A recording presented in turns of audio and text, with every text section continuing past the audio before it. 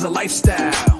Sports cards and we live now. Jeremy Lee in the building and every guest that you ever needed. Sports cards after hours keep the hobby heated. Updates, hobby talk like you never seen it. Sports cards live and none could ever beat it. Sports cards is a lifestyle. Sports cards and we live now. Welcome to another episode of Sports Cards Live with your host, Jeremy Lee. What is up, everybody? Welcome to episode number 237 of Sports Cards Live. It is Saturday night, August the 24th, 2024. My name is Jeremy Lee, and I would like to thank everyone who joined us last time. Our episode with Wayne Wagner of Wayne Sports Cards. That was a great episode. Check that out. Tomorrow night, Fanatics Collect Weekly Hockey. Watch Party is back with Josh Madigan of The Gong Show. And on Monday night, MC Mondays is back with about 73 high-end cards. We're going to watch the action next weekend, guys. No episodes next weekend. I will be at a family wedding on vacation. But the Saturday after on Sports Cards Live, Michael Ham will be joining us, and I cannot wait for that episode. Guys, Filth Bomb Breaks offers live case and box breaks, and they do so with responsibility and integrity. If you enjoy group breaks and are looking for a company to break with, check out Filth Bomb, streaming on Fanatics on 4 channels, 7 days per week. And if you are looking to add a grail to your collection, make sure to check out Fund Your Cards, the hobby's leading consolidator. They'll help you finance the purchase with your own cards. Visit fundyourcards.com. Check out the new Fund Your Cards show here on Sports Cards Live, coming at you about every second Thursday or so. Also, Mint Inc. is the leading hobby brand in Canada. They offer a full range of services from in-person shopping and live event experiences at their 2 Toronto stores to online shopping with worldwide shipping, live shopping, auctions, breaks, grading, and more. Their primary focus is to bring the ultimate hobby experience to collectors in Canada. And on every episode of Sports Cards Live through the end of 2024, they're going to be giving away a $50 gift card valid in their online store, mintink.ca. We will be doing that a little bit later tonight. Guys, check out hobbynewsdaily.com for daily hobby news, articles, and their podcast. And guys, this show is also available on Spotify, Apple, or wherever you get your podcasts.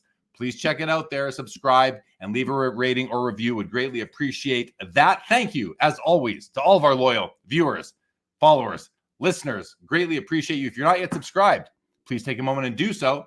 And as always tonight, your comments and your questions are in play. And I can tell you, we have a great show coming at you starting right now. Let's bring him out. BG, give me the thumbs up. You ready to go? He's ready to go. There he is, everybody. Brian Gray, welcome back. It's been too long. It has. It's been a little minute, but life is good, you know? Oh, that's all you have to say, huh? That's it? Life's amazing. I know, life's amazing. I mean, I sold Leaf, and I've been enjoying retired life-ish for a while, and then preparing for my inability to sit tight and rest on my laurels and achievements, and it's time to try to change the world. So coming soon, and you'll get the breaking news, obviously, because you're my guy. You know, I'm going to do something that blows away anything I ever dreamed of doing at Leaf. So I just can't wait. But until then, we're just going to have fun in hobby and think about like this industry and what's going on. And just, I get to be on the other side for a minute. It's kind of fun, you know? Right on. So where are you right now? Looks like you're not in your typical. I'm in a hotel room. It's a deliciously beautiful Hilton here in Anaheim. I'm at the Burbank show, and it's crazy. It's great. I mean, life is so good. It's just, this is fun. I get to be I'm sitting behind a table buying and selling cards, and it's, you know, I sold some huge cards today, huge. And I was like, I bought a ton of cards and just fun again. You know, this is what the hobby was all about years ago. And I think when you run a company, you forget for a minute what the fun part of it is like. It becomes all business. And even when it becomes business, it's still fun until you get big. Like Leaf got big, and it got big enough that 3/4 of my time was talking to bankers and lawyers and accountants, and not even the hobby anymore. I couldn't even run the company hardly because there's so many people to talk to. So, you know, I think it's so great to just be able to hobby, you know. And now I know how great my customers had it. You know, yeah. It's great. Yeah. Well, you say you're out there at the Burbank show. You're doing a lot of buying. I mean, you've been buying cards ever since I've known you. I remember going, you know, being at the National in the late 2000s, the Expo, late 2000s, early 2010s. Yeah. You were always out buying cards. So what's different about it now? Well, now I mean, honestly, it's not like I have projects for them. I buy stuff that I like. Now, I do buy things that, I flip because, I have this innate, I have to do business and I have to hustle, just what I did, but it's just what I do. But I'm starting to buy some great stuff for myself. Just when I see something beautiful that I think is special, it doesn't even matter what it comps for. I don't even have to pull out the phone. I buy it if I want it. A lot of people say that if you're in the hobby, you're a collector and you have a regular career, like a non-hobby career, but then if you transition into the hobby with a career, you might grow to not love the cards themselves as much anymore. Now you're transitioning back out. I don't sense any loss of love for the cards themselves from you. No, I love it. I love it. And I've always loved cards. I mean, I was a little geek in high school and I had a business. I was making lots of money, but it was like, I've loved cards my whole life. This is all I've wanted to do. And I think I'm smart enough. I probably could have done something else and been pretty successful, but maybe not this successful, but like pretty successful. And my love for it has never lost. The difference is my eye got taken off the ball when it becomes all a business. And it's just, you can still love it, but it became more about me loving the creative of it and not the purity of what we're dealing with, and thinking of cards as art and thinking of cards as a snapshot in a moment of sports or entertainment or whatever it is, and I'm starting to look at cards that way again. I'm starting to appreciate cards differently than I did before, I think. You built up Leaf, you revived the brand, you built it up, you built a team, you're no longer there. Do you miss going in? Do you miss the guys, the gals? The guys are amazing. The guys are amazing. They're some of my best friends in the world. They're great. I mean, I think they're great guys. That was one of the hardest parts, really, is I go to lunch with the guys every day. And not only do I not see them, I moved 3 hours away out to the country where I have a beautiful house with deer running around my land. It's beautiful. So I have a new life now that's more relaxing and chilling and kind of just enjoying time instead of killing myself. So I'm sad that I'm not with the guys, but they're very capable. And it's fun to watch and see what decisions they make. And some of them I'd make the same, and some of them I definitely wouldn't make the same. I probably wouldn't have had the Hawk Tua girl on a card, even though I'll do almost anything. That was probably where I would have drawn the line. Would you actually? Come on, I wouldn't have done that. I think it's kind of like I had a chance. I once had a deal with Stormy Daniels when the Trump stuff happened. And she agreed to write inscriptions on cards about Trump. Like he has a small this, or he wasn't that good and stuff like that, like crazy stuff. And at the last second, I canceled my deal with her because there is a point where I'm a girl dad. Like there's a point where it's like, I have to say enough's enough. And when the subject matter is purely overtly sexual with no other redeeming value, I have to stop. And with whatever I do next, I can assure you the line is pretty drawn with me there. So you are doing something next. Well, yeah, I can't say what I'm doing because I signed an NDA, but I've already signed on to partner with someone. I'm doing something. But what I will tell you is that if I were making cards, for example, that's where I would draw the line because I'm a girl dad. I have to be. If I can't look at my daughter, I can't look at my daughters and say this is what I'm about. I just can't. I have to draw the line. So like if I were doing it again, I wouldn't distribute Benchwarmer. Not that it's not cool stuff, but it crosses that line where as a girl dad, I've got to be the kind of guy God made me to be. And I think at some point, not that I'm judging, but like if I can't look my daughters in the eyes and show them what I'm selling, then I'm not selling the right stuff. And they probably would have thought the Hawk Tua girl was funny, but it's just not for me. But with that being said, there's places there's things that I did they won't do. They won't make repacks of memorabilia. They won't do buyback products. They won't do some of the on-demand cards, like the stuff that I used AI to make. They won't do that anymore. That's okay. It's just different strokes for different folks, and it's I don't even judge. But I think they're doing a phenomenal job. I will say that. They're doing phenomenal. They're really doing well. I'm so proud of them. Because honestly, I got too much credit. I think I've told you that before. I got too much credit over the years. People were like, it's the BG show. BG did this. BG did that. That's all great. And I did do a lot. But it wasn't all me. Greg is the best product guy in the history of the industry. Hands down. No one even close. Josh is a very smart guy. Joe Clemens has an eye that is exceptional. There's people there that have skills that are just exceptional. CJ Breen, who goes and gets the deals like Hawk Tua, He is fantastic with his finger on the pulse of pop culture. So, like, I hired all those people when other people may not have wanted them at their current manufacturer or they had falling outs or whatever. I saw the opportunity. I said, this guy's a star. Yeah. Or this is a kid straight out of college who doesn't know anything about our industry. And CJ, let's bring him on because he wants to do well, and he has. So it just makes me proud, like a proud papa, to see the team, and they're doing a great job without me. I'm very happy for them, and it really sets me up to feel great about what's next. Because I don't feel like I deserted anyone or I left them destitute and high and dry. It's not like that. We have two questions already. The professor says, you mentioned on the Jeff Wilson show that we were going to make a major announcement. He asks, has this been made yet? Michael Ham, how long do we have to wait for you to spill the beans, BG? So can you give us some idea as to when we might learn what you are up to, what you were alluding to here? Yeah, I mean, I signed an NDA and I have a deal in place. I'm partnering with someone, and I'm not going to work for someone, but I am going to partner with someone. But that I just can't say anything. They're gonna introduce it on their time in their way. But again, the one thing I've been safely able to say, and I have no problem saying it, is in 13 years, I did a lot of great stuff at Leaf. In the first 12 months, in what I'm doing next, I will make more impact on the hobby. I got to go to Bob Boozle. I want to go to Bob Boozle too. Bob Boozle. I told Jeremy before the show that I'm not just going to rant incessantly. But this is the part where he asked me very broad questions. When we get more narrow, I will give a narrow answer and move on. He will need at least 15 questions. So, Bob knows, because I did not spend a bunch of time coming up with questions. Okay, I got 5 topics. Me and Jeremy have been under this bridge long enough. We know what's going on. And this is going to go differently. I kind of know how to handle you on here, Brian. Here's a good question from Mookie Chilson. What was the biggest card you sold today? What was the best card you bought today? I sold Snakeskin Wemby PSA 10. I had it out for $19,000. I sold it a little cheaper. I think it ended up working out to like $15,900 or $16,000, above the last comp. That's nice. A great card. That was a great card today. Great card I sold today.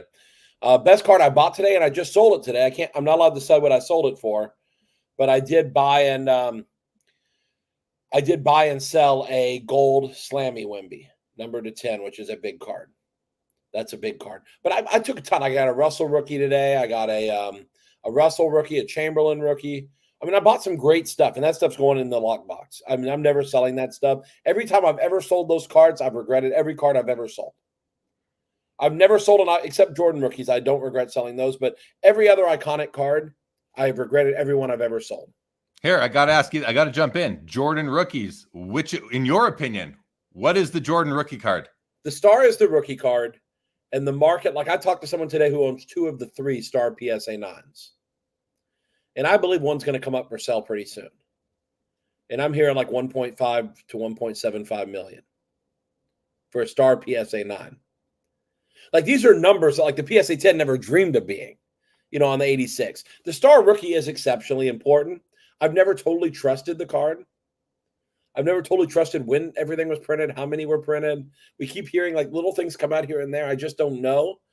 But it's such an important card. It's always been undervalued, the whole history of the hobby. And if you're seeing that now and you don't go buy like Crunch and Munch and some of those cards, like the other Jordan Star stuff, man, that's going to be a field day. Yeah. Because that stuff is so undervalued. Like an 86, like the 86 Jordan, the 10 card set. Holy crap. You can buy those cards for hundreds of dollars. Like, if you have $1 million to spend, it wouldn't be a bad idea to go buy 2,000 or 3,000, 2,000 of those cards at $500. Are you stockpiling the other Star Jordans right now? No, but I'm tempted to, because I'll be honest, there's no way 86 Star 10 card set Jordan should be 400, 500, 600, 700. No freaking way. That makes no sense. So if you are saying, in your opinion, the Star 101 84 Jordan card is the rookie card, what does that make the 86 Fleer in your mind? Well, I mean, here's the problem. The Becket definition, I guess, makes the 86, 87 Fleer the card. It's widely distributed. That's why the Star's never been considered a rookie, and it's always been an XRC, because it wasn't widely distributed. It was very regional in nature. It was distributed on a very limited basis. But to me, the technical definition of a rookie really doesn't matter. It's what should be treated as a rookie card. The 51 Bowman Mantle is the rookie card. The 52 Topps is treated as the rookie card.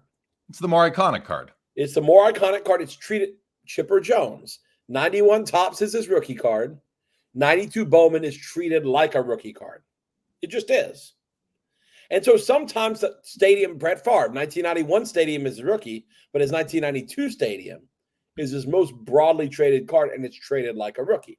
So I don't get caught up in all that. I just want to know what the best cards are, the most desirable cards. That's all I want to know.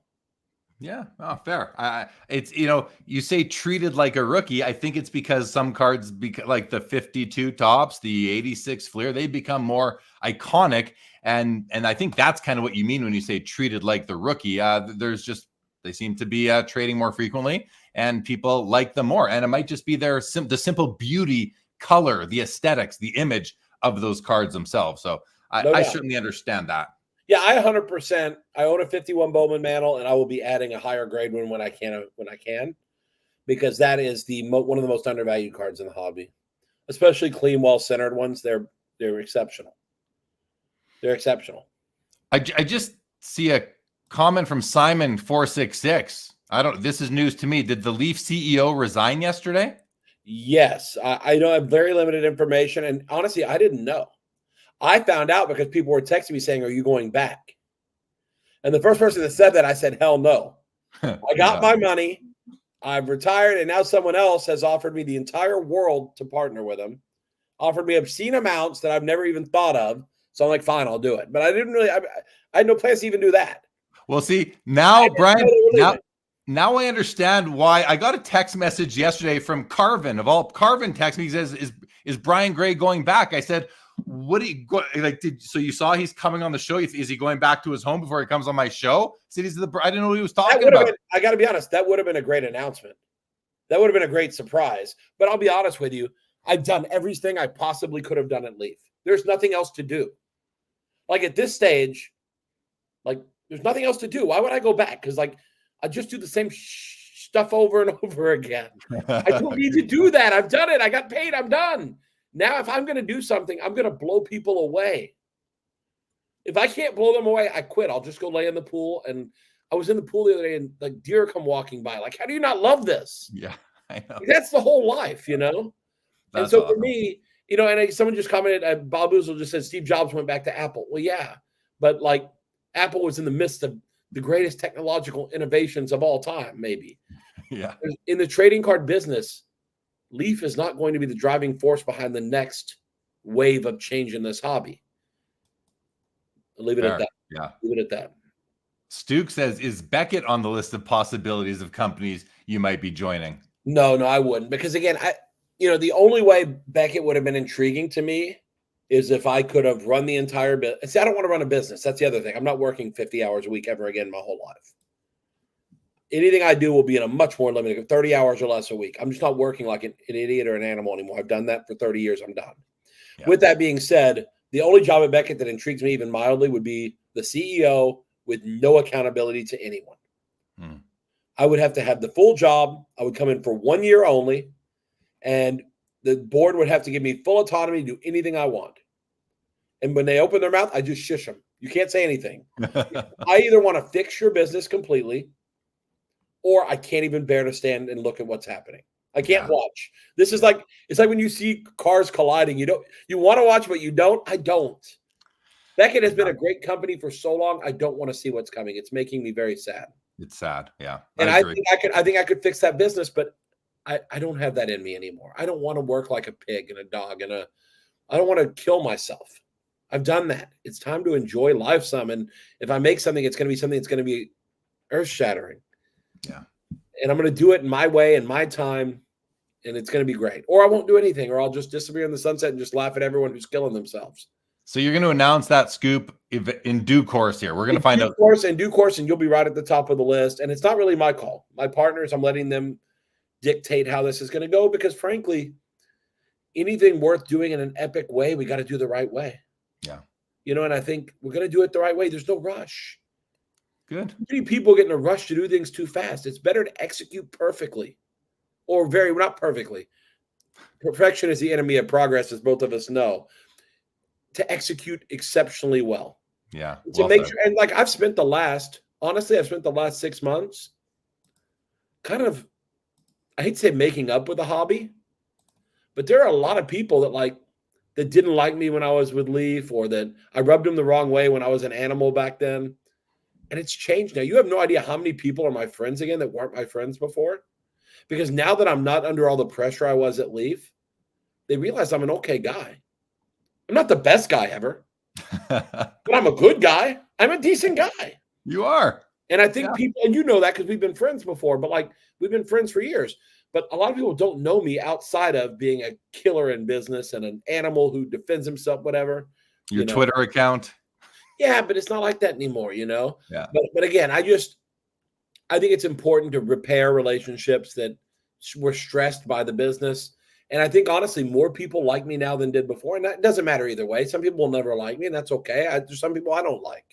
I love everyone because God made them, but I don't have to like them in the course of business. But generally, it's been really good because ever since I left Leaf, 90% of people are positive in our interactions.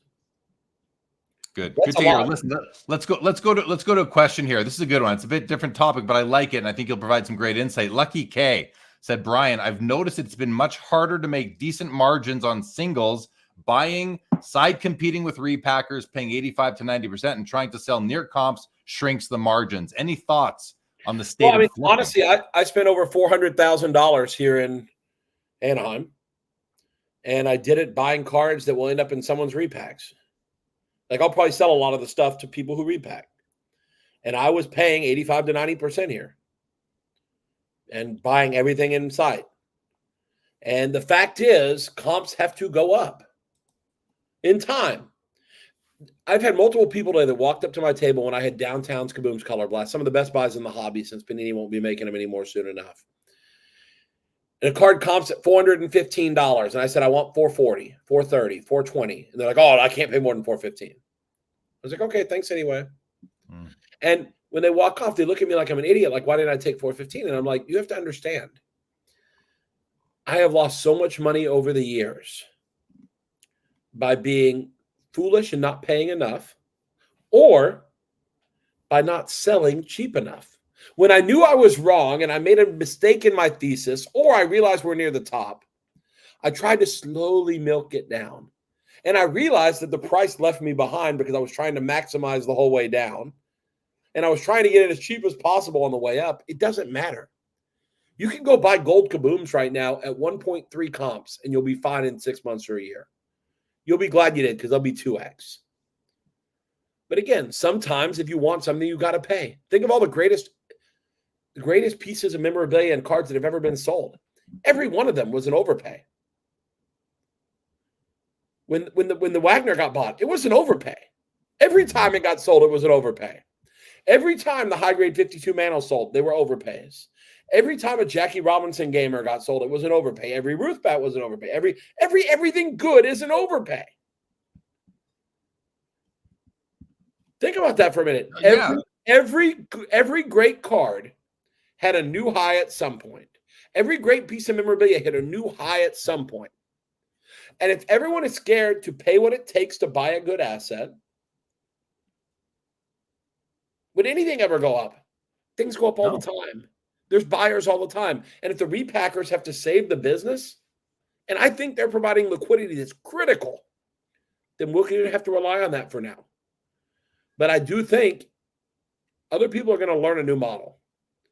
And that's that we've gotten a little too obsessed with comps. I'm not saying they don't matter. They do matter. But the reality is, if you want to buy a new laptop and they're $8.99 on Amazon and that they sell all the time, that's the comp pretty much. But you need it tomorrow, you'll pay $9.19 at Best Buy, or $9.29. You may pay $30 or $40 over comps because you need it now.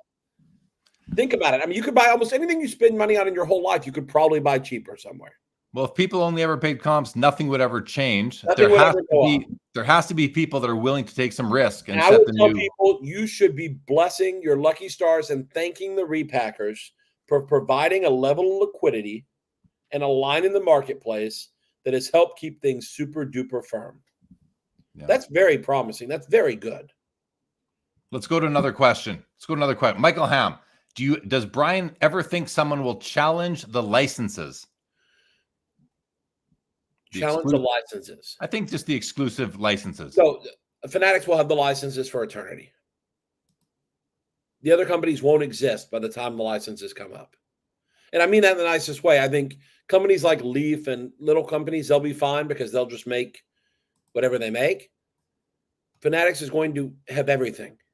And I personally believe that there's some, there's always things to learn. But I think their vision is correct. I believe in their vision. I really do.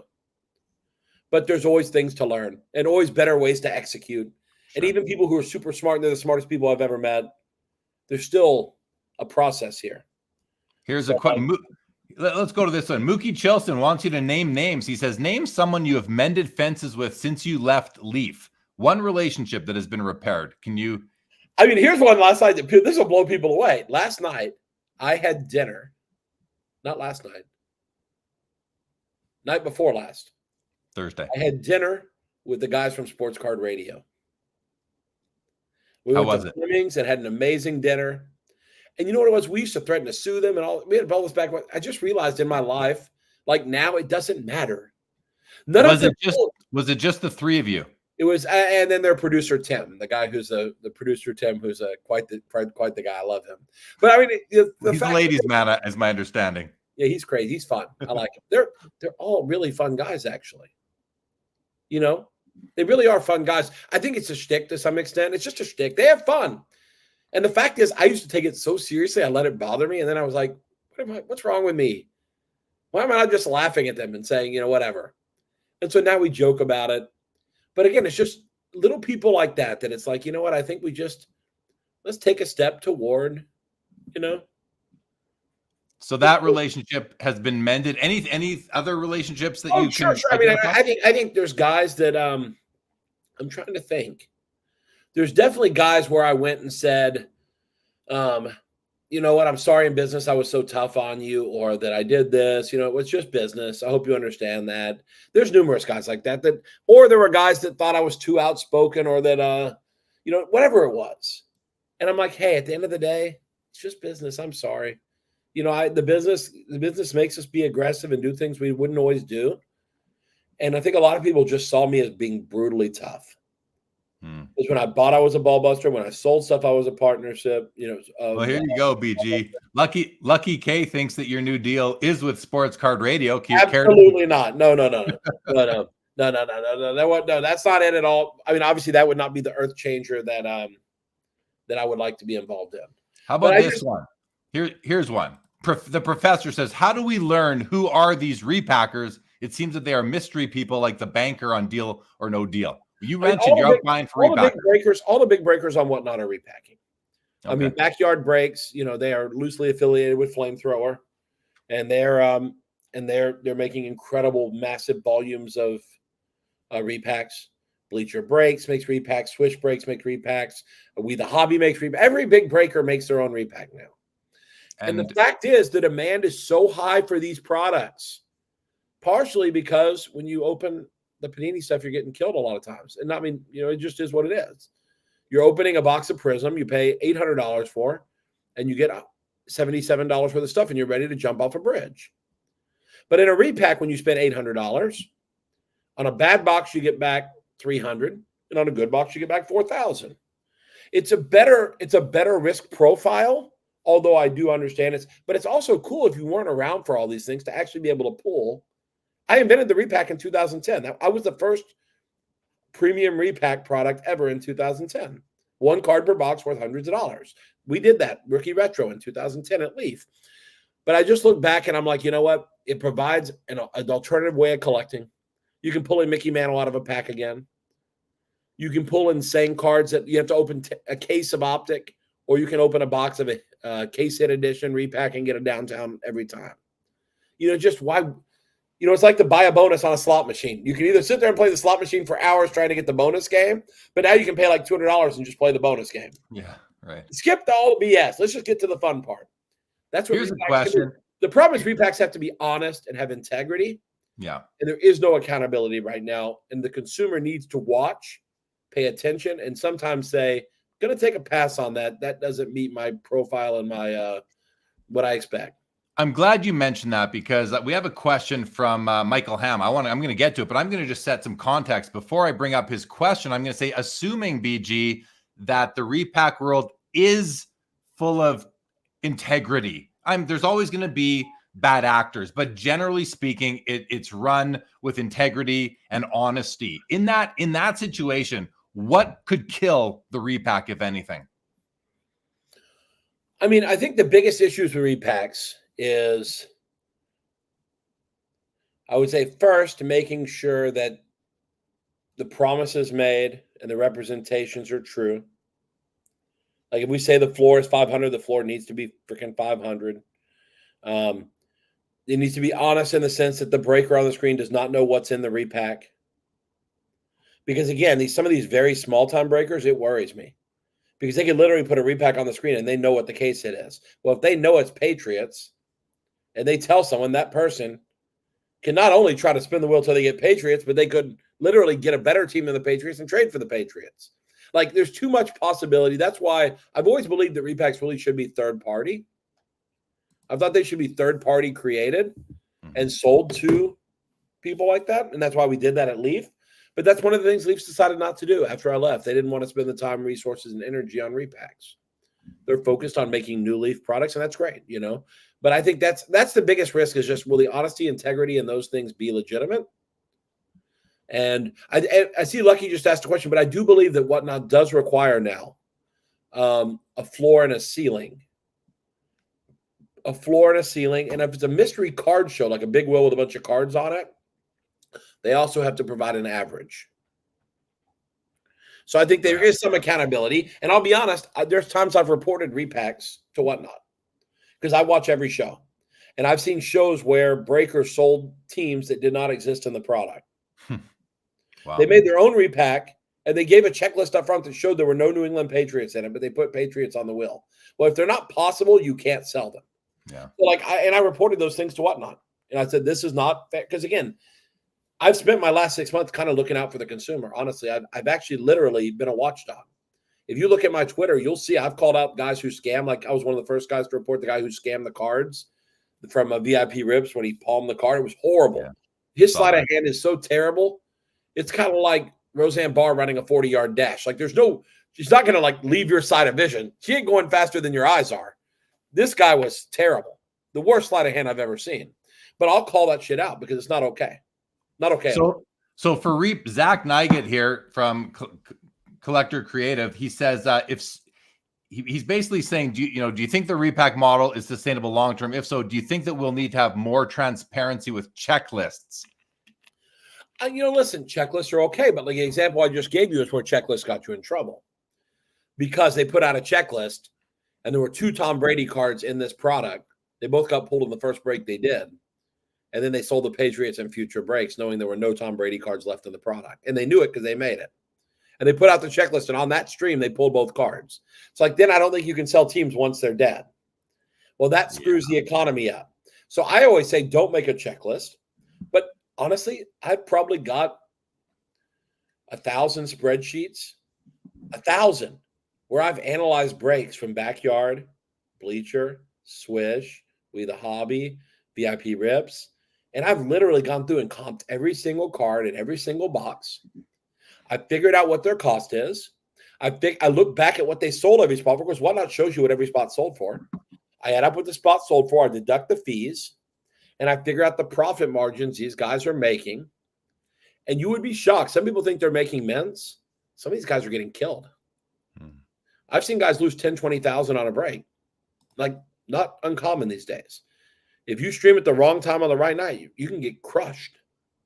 Because some of these breaks are $50,000, $100,000 breaks now. So who's doing it right? You just named off all these repack companies, all the big breakers that are doing them. Who's doing it right in the repack world? Listen, I think the guys I'm mentioning, not VIP Rips, but I think honestly, I think Backyard and Bleacher make as good a one. I mean, they're good enough. CB Cardboard 47 on Whatnot makes a good repack. But again, what's a good repack? You have to understand, Repacks were never designed for you to buy every single box in existence and make money. They are designed, unless the market all goes up on everything, which has happened in the past during COVID. But generally, you have to understand that if you play the slot machine for 10,000 hours, you will absolutely lose, and maybe everything you have, but you will lose because a machine over the long term takes a certain amount out and you will never come out. You cannot win. The less you play, the more you can win. One pull on the machine is your optimal variance. You have the best variance ever. The more you play, variance shrinks. And when it's set up to lose, and this isn't set up to lose, but it's just when guys are paying 100% of comps or 95% of comps, because these repackers are paying 95 to 100%.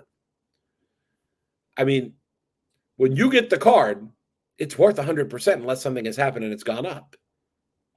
So, like, there's not a lot of extra premium in there. But I will tell you, there's breaks. Some Brett just put out their 87 to 90% return on slots. You know what? I've analyzed over 1,000 breaks, and there are breaks with positive equity because the slots go too cheap. The slots in the break go too cheap. And I've seen breaks where guys have literally lost at their cost, $20,000 on a 100K break. And when that happens, you have an overlay where if you had bought every spot, you actually would have made money. That doesn't happen very often. That's a huge anomaly.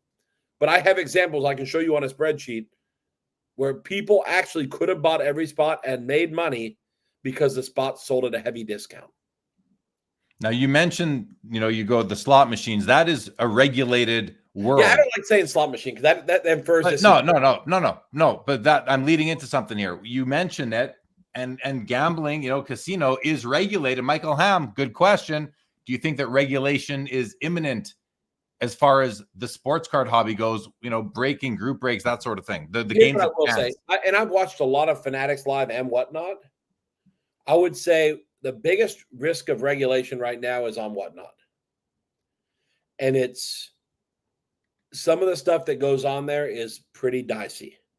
And it's a lot of it's even like single card auctions where people will say this card's worth $3,000 and you comp it as $1,200. Like there are people making massive fortunes on singles, blatantly lying about what things are worth. And in my auctions, I don't tell you. I just let you decide what it's worth. You decide. If I put a card up, is it worth 10, 20? I start at $1 or $2 and you bid it up to whatever you want. But I don't tell you, oh, this is worth $3,000. You got to get your bids up. It's worth $3,000. And it goes for, 300. He's like, oh my God, but it really only is worth 120. It's horrible. So I think there should be accountability. If you misrepresent what you're selling, you should get a suspension from the site, which they did to VIP Rips and people like that pulled moves. And the second time, you should be gone. Because if they want to have a business long term, they need to start policing that site stronger than ever. And I will tell you, Fanatics Live is much tougher on their sellers. You don't see near the level of no holds barred behavior that you see on whatnot. And the fact is, honestly, even down to the music. Yes, you hear music in the background on Fanatics, but it's not quite the level of. I've heard some things on whatnot that are just like, holy crap. I didn't even know there were some of these words I didn't even know existed. And they said words there I didn't even know existed. And I got kids that listen to freaking Little Baby, Little Yachty, Little Pootie, whatever they're called, But on whatnot, you're talking about it being regulated by whatnot. At what point do you think there might be external regulation the fact coming is, everyone needs to know that if you do it right, there's no need for external regulation.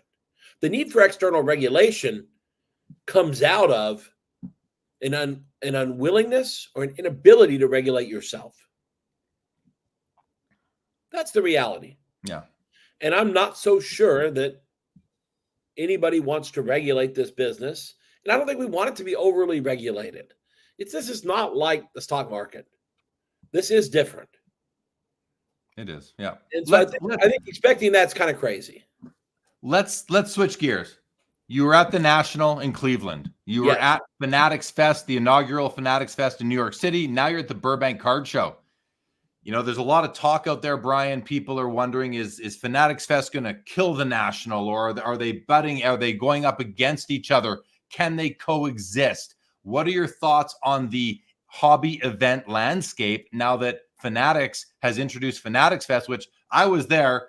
It was an amazing event. I had a great time at the National too, but I've been to 17 Nationals. I knew what to expect for the most part. The Fanatics Fest blew my mind as far as what I saw there. You know, the card show was great, but then there was the other like 70% of the floor space, which just really opened my eyes to how big sports fandom really is as far as families walking around wearing jerseys. What are your thoughts on the introduction of Fanatics Fest to our hobby event landscape? Well, here's what I'll say. I'll give the 2-second summary on all three events, then we'll give the big picture. The National was the second greatest National in the history of the National. 1991 Anaheim is the only National that was ever better. It was exceptional. The logistics were terrible. Getting into the facility was terrible. Poorly run traffic. Going to the bathroom was terrible. I held it all day. And getting food was 2 hours for a hamburger, so I lived on Slurpees. Okay, that's a problem. I lived on shaved ice because I wasn't waiting 2 hours for a freaking hamburger. And not even that hamburger. It's horrible. So that's number one. But outside of that, it was the second greatest National of all time in terms of the selection of vendors, the quality of the inventory, the level of activity, both ways, buying and selling. It was exceptional. Fanatics Fest was the greatest sports convention gathering of all time. Yeah.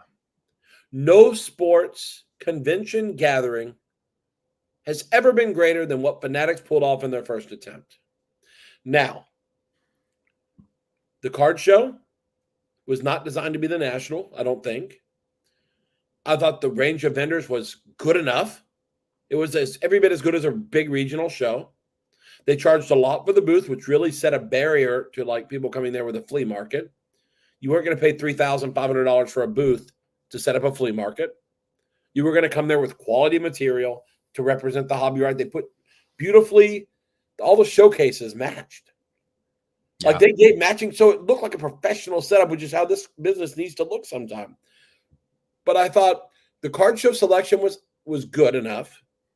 I would love to have seen 1,000 tables, 2,000 tables, like a National built into it. If they lower the price to the right level, they could sell out a show as big as a National very easily. But combining it with what was there with the licensors, that was what was exceptional. And don't you think they're getting more money from all the licensors and all the experience setups that we had at Fanatics Fest than they would get from card dealers? Yeah, but you can have it all. Javits, they had 2 million square feet at Javits. So big. You realize that's 3 times the size of any National ever. The floor was 3 times the size of any National. So, like, people who weren't there, everyone was naysaying that this was going to be a failure, and they were completely wrong. The show exceeded almost every expectation outside of the autograph area was not as well executed as it needed to be. I also think they should have had way more exclusive items. Because like Comic-Con was driven by people who go there and want to buy the exclusive Funko, the exclusive this. People want items that are never available anywhere else. Fanatics didn't have as much time for this, I don't think. So they had a couple of exclusives, and they're hugely expensive. Mm-hmm. I mean, those Travis Scott boxes were $300 direct, and they're going for $2,000 now. Yeah. So like that was pretty smart. If you were there, you paid for your trip to New York with 1 box of Travis Scott. That's pretty amazing. Not bad. And so, yeah, and never mind if you had 3 kids, you could pull that move off. But I think the point is the possibilities for that event are endless. And if you only want to go and buy cards and sell cards, the National is probably a better fit for you today. If you want to go to a room and watch Tom Brady talk, like they had a theater room where Tom Brady was on stage, where Derek Jeter was on stage, where Kevin Durant was on stage, where Alex Earl was on stage, where Libby Dunn was on stage, it was freaking amazing. When Tom Brady went down to the theater, people had to line up outside the theater to get a seat. 4,000 people were in line to watch Tom Brady talk. 4,000. And what I tell people is, you're not going to have many times in life you're 50 feet from Tom Brady. I'm blessed to have had dinner with him, and he's an amazing guy. He's my hero, so it worked out great. But like, most people don't have that level of interaction. Never mind, Brady walked around the show floor and looked at his cards and explained his autograph, and Gronk went and did shit. And then Livy Dunn's walking around with Jake Paul, and Jake Paul bought his first sports card. And like, The National could have done this. They have 100 athletes there. Now, granted, they would have trotted Steve Carlton's old ass around, but I'm just saying, this is epic. Yeah. The interaction, the ability to be close to people. And I just think that if they're willing to continue to invest money, try to grow out the card show because they want to keep the card people happy. And the card people are not happy with it. They want more dealers. They want 1,000 dealers. This show has a chance of taking it all over. It does. Because they can get the best convention centers because they're willing to spend the money and get the square footage. The National can only go to like 5 or 6 convention centers that are half decent. The reason they end up in Cleveland, Atlantic City, and dumps like that is because the amount of space they need versus the number of hotel rooms they book, there's only so many cities where it works. There's a reason they're not going to some major cities. You know, Fanatics can go anywhere now because they're willing to invest the money. So with that being said, I'm not a Fanatics lover here. There's still things they have to execute better. But what I saw and what I think you saw, it already is the greatest sports convention of all time. Just on the sheer number of people, the sheer spectacle. There was a spectacle. Oh, yeah. And what's possible is like mind-blowing. There were several times I was just standing in an aisle, and all of a sudden I'd see like this crew of people walking through. It looked very serious, you know, big dudes walking fast, looking around, and then you'd see, I think I could see some famous person, whether it was an athlete or a, you know, some hip hop star, kind of being sheltered, being covered by them, and they would walk right through. So I kind of wonder, like, they could have probably gone the back way, but they're going through. Do you think part of that is to just increase the experience for all the attendees?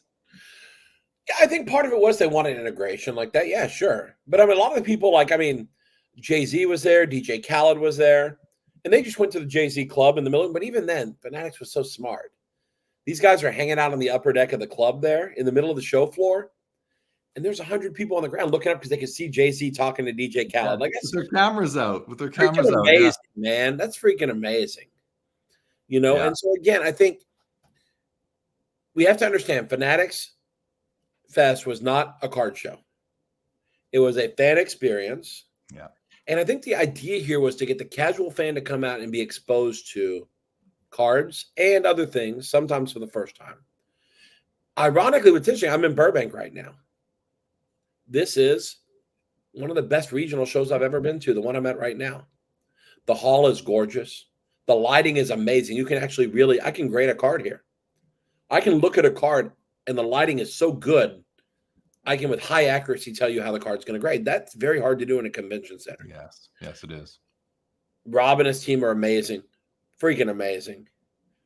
It's just well organized, very professional, polished.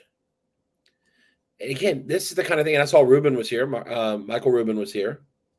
You know, the Fanatics team was here, walking around. I think they look at this and say, this is a guy doing it right. And listen, Kyle does a great job in Dallas. Some of these other regional shows, Culture Collision, whatever it's called, you know, they do good jobs. But I think this show, like, I think when they walk this show, I'm just guessing what they're thinking. They're probably thinking, if we ever like the regional show business, this guy's got a good idea. He's got a good idea how to do it here. Professionally run, tons of volunteers. Haven't seen a snag the whole time we've been here. It's been perfectly run. It looks great. I'm seeing a ton of content on Instagram. Yeah. Busy as hell.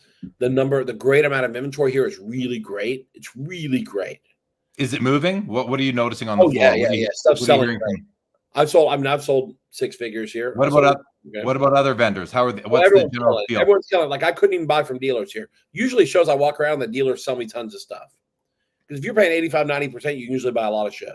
So the 3 shows, National, Fanatics Fest, Burbank, which show do you feel like, what you're in talking to the vendors, was the most successful across the board?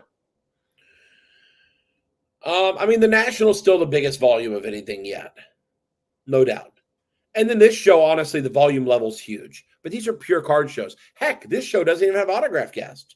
Mm-hmm. I think OC Dugout is bringing like Jose and Ozzie Canseco in tomorrow to their booth. But it's not like where you go pay for autographs and line up somewhere and all that stuff. There's just the level of activity is very, very high. But I'm going to tell you, if we rely on the same core group of people to support the hobby for the next 20 years, we're in big trouble. We've got to expand the addressable market. Michael Rubin talks about 10xing the hobby. I do not believe we're going to 10x the number of dollars, but we can 10x the amount of people who buy cards. Yeah. First off, half of the U.S. population is women who we ignore. At the National, we're shoving them. When I say we, I mean everybody else, shoving women out of the way to get in the building. So, like, this is the hobby we live in. We talk uncomfortable. We play horrible music on the streams. We say things that are atrocious. Like, I mean, we don't even cater to half the people in the world. Half the people in the United States are women. We don't even cater to them. Yeah. Well, you know what I've heard Michael Rubin say is that they've got this humongous list of emails from anyone who's ever shopped in any of their businesses, and that is an addressable market. And there has to be some of those people that could convert into card collectors. And I felt that the Fanatics Fest event brought in tens of thousands of people who may not have even known there was a card show going on. I saw while I was in New York, Brian, I saw pieces on the news. I heard radio ads in the Ubers for Fanatics Fest. And I don't think I heard one mention of a card show. It was all about what celebrity athletes were going to be there. And to me, that was what they had to do to bring in all of these fresh faces to a sports con. They managed to do that. Now the question is, how many of those people are we actually going to be able to convert to card collecting? And again, my strategy is different than anyone else. Here's what I would have done. I would have made a Victor Wembanyama rookie card. That was $10. I would have had a guy standing at the end of the line offering $15 a card. And every new person that walked in could just go up, buy their card for 10 and sell it to this guy for 15. And the first time they ever bought a baseball card their whole life, they would make a 50% return in minutes. And for $5, you just taught someone that not only do cards have value, but sometimes you can make money almost instantly when you buy one. It sounds a little slippery to me. Because guess what? If you're not at this show, what are those Wemby cards worth? Probably more than 15. You'd be buying them at 15 because they are worth more. So my point is, what I don't believe in is giving cards away at stadiums for free. I think it's the worst thing you can do. Do you know why?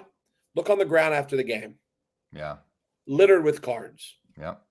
And the reason is because when you give someone something for free, they do not put any value on it. But you have to make someone buy something. Once they buy a card, they're putting a value on cards. You may own them at that point. It's kind of interesting. And then that's my strategy, though. And again, it's a little different. That's not their game plan. But like for me, I just think we have to teach people that cards have value. But giving them free cards doesn't do it. Them buying cards. Yeah. And honestly, I would have liked to have seen one or two of those athletes do a huge presentation on the stage introducing card collectors to novices. How great would it have been? Like Dana White broke some Topps packs with Clay and Jeff Wilson on the top stage. But how about at the main stage? If Brady and Gronk and Robert Kraft had opened football boxes and talked about that and had one really smart guy up there explaining how cards work. I just think there's something, about that like people would like to learn about this. There really isn't a lot of education about trading cards. The school most people of us go through in trading cards is Hard Knocks. Yeah. Yeah. That's the school most of us lose our ass once or 3 times or 20 times before we figure out what we're doing. But I guess how it is when you play poker the first time you lose. You go play blackjack. The first time you play, if you don't follow optimum strategy, you're going to lose. I can't wait to play poker with you again. It'd be fun. We had fun, huh? But my point being, you ultimately, we don't have to have the school of hard knocks to teach people the very, very basics. And honestly, have you ever seen this master class? You've seen master class, right? Sure. Yeah. How is there not a trading card master class? Like that's something if Panini or Fanatics called me and said, hey, Bri, let's do a master class to teach people about trading cards. I would donate my time to do that. To teach them beginning to end everything there is to love and know about not only the history of trading cards, but let's don't get too bogged down in the history, but the beauty of it. The fact that it catches a snapshot in time, the fact that it's been around forever. Oh, you don't have to convince me. No, for But sure. a lot of people don't know this. And then understanding condition and understanding when you buy a card, that you don't blindly have to just pay whatever someone says. There's ways to research and understand. And there's lots of ways to buy cards. You can have a relationship and go into your store and be like Norm and Cliff at Cheers. Hey, Norm. It can be that kind of relationship. Or you can be the guy who sits at home and orders on Amazon and gets your package. Or you can go online breaks. Or you can, whatever it is, go to a show. And there's so many ways to do it. But isn't that cool, though? That like that's a place where we have an opportunity as part of this 10Xing the hobby. The masterclass. Well, there are lots. Masterclass while we're talking, and I'm like, this is a great idea. Why are we not doing this? And you can find some good content out there, even on YouTube, Instagram, wherever, and you can find some good masterclass like pieces here and there. But whether there's been a full curriculum built, like a course, if you will, that's been done properly by someone with good experience, that's another question. I don't know the answer to that. And production value, because again, if something doesn't have good production value, there's very little. People assume there's no credibility to it. So again, that's why Jeff Wilson gets so much views on his content, whether you like what he says or not. His production value is A+, top of the line, A+. Yeah. So, like, to me, I just think I think we have an opportunity here. And I think if we can, and that's what I would love to see at Fanatics Fest. I really wish there had been an education element about the card side of it. But again, this is the beauty of an event like this that kills it the first time. There's so many ways to go from here, man. Yeah. So many great things we can do. And they care. They do want this to go. I know that because I've spent time with all of them. I've spent time with Panini. I've spent time with Fanatics since I left Leaf. Sold Leaf. I've spent time with both of them. And I can tell you what, they both care about the business, even though people think they don't. They both care about the business. That's good to hear, guys. If I want to let everybody know, if you're watching on Instagram, come on over to YouTube. We can see your comments on YouTube. Tougher to address you on Instagram, but welcome everybody who is over there. Come on over to YouTube. And also the Mint Inc. weekly $50 giveaway. We're going to do that, BG, in about half an hour or so, everybody. So stick around for that. Everyone in the chat has a chance to win a $50 gift card from Mint Inc. to use at mintink.ca. Now, I want to just talk one thing, Brian, because this I just learned this today. Number one, I've learned two things today. Number one, that the CEO of Leaf has resigned. And that wasn't you. That was Leaf CEO 2.0 has now resigned. Now we're on to Leaf CEO 3.0 is going to have to come out of and become, who's going to take over, do you think? Do you have any thoughts on that? Here's my thought process. And again, I know nothing because I stay out of it. That's not my thing. Even though I have friends there, I'm not getting involved in that stuff. I'm not going back. I can tell you that. Here's what I would say. Kevin O'Neill, who took over as the CEO after I left, good guy. Been at Tops, been at something. He's just a great guy. He was a great choice because while I was polarizing, he is universally loved. I've never met anyone who doesn't like Kevin O'Neill. I really haven't. Yeah. I got to eat dinner with him one time at one of the Mint Collectives.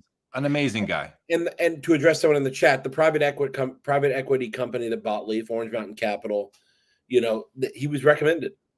Multiple people recommended him as a great CEO candidate. And I think it was a good hire for them. But, at the end of the day, I think he has to do what's best for him. I don't know where he's going to end up. Obviously, he has his eye on something else. And I was sad he didn't stay for a full year. He was out of there in less than a year. If I were them, I wouldn't hire a CEO. I wouldn't bring another CEO in. I would let Josh and Greg run the day-to-day. They're very capable. They really are. You don't need another name there. Unless the CEO, and Kevin really wasn't like this larger than life. They didn't want another me there. We already had one me. They wanted someone more low-key who was just going to be behind the scenes an executional guy. But to me, you can do that without having someone be the CEO. You can have people who specialize in executing certain areas. If you're going to have a CEO, that person should be the mouthpiece for the company. In terms of vision, not in terms of every little piece of minutia, but in terms of the vision of the company and that kind of thing. I don't think they need that. I think Greg and Josh can run the day-to-day very effectively. And that's what I would do if I were the If I were on the board of directors, and now I don't know who the board is. I think it's a bunch of just rich people that have nothing to do with the hobby. But if I were them, I would, if they ask for my advice, and you're welcome to give me a call, guys. If you call me, I'll tell you, I think you should let those two guys run it because they can do it. They can do it. But what you can't do is you can't hire another CEO and that guy not stay for a year. No. And at some point, even though Leaf is an amazing, wonderful place, and I loved it, people will start wondering why everyone leaves too quick. Why is everyone? I left after 13 years. Again, I got a lot of money, so I had a great reason. I don't know why Kevin's leaving, but it's not good if you hire another one and they leave. So I don't think they should hire another one. Let Josh and Greg run with it. They're great. Let's go to that. Okay, let's move over to this comment here. Mid-Atlantic. We were talking about masterclass curriculum education. He says, rather than expecting people to learn a complex and intimidating hobby, simply simplify the product. Simplify the product is how we ended up with 1989 tops and 1990 tops. It really evolves into an overproduction guarantee, or the industry will shrink dramatically. Because in order to have mass volume of people and entertained, engaged, and with enough product to buy, this complication of so many products and so many parallels, so many levels on, it's taken that level of complication to scale the business up massively without killing people with volumes of certain products. Now, with that being said, there is a place in the hobby for simple products. We have that. I think tops 1 and 2 baseball are relatively simple. Yeah. Score football is relatively simple, and hoops basketball is relatively simple. But after that, it's all bets are off because then we really start to go cuckoo. 5,000 different one-on-ones. I mean, it's crazy. Trust me, at Leaf, we were guilty of that too, and they still continue it today. We do a lot of one-on-ones. But at the end of the day, I don't think the responsibility is to oversimplify the product. It's to simplify the most basic level of being involved and to help them understand that you do not have to become an options trader to invest in the stock market. I'm using a parallel example. You don't have to become a day trader to buy 100 shares of Microsoft to put in your portfolio or to hold for a long-term investment or to buy into a 401k or to buy into a mutual fund. Going to a different route, to enjoy a dude ranch, you do not have to become a professional equestrian. You can just go ride applesauce the horse. You can just go ride a horse for the day. That's okay. And so I think we can teach people there's a simplicity and a beauty to trading cards. You can collect a player, you can collect a team, you can collect a sport, you can collect players that were born on your birthday, you can collect, pick any theme. You can just collect just for fun. Any you can card simply pretty. collect. The same way you buy a notebook, your kid buys a notebook to take to school they think's pretty, or you buy a pair of shoes because they're pretty. Yeah. Or whatever, or handsome, whatever the hell it is. I think we can do the same thing. You can collect any which way. And I think we can teach people that you don't have to be an expert to collect cards. The beauty is you can take a golf club out and shoot 120 and have a fun day. Or you can kill yourself and be frustrated to eventually become Tiger Woods and shoot 68.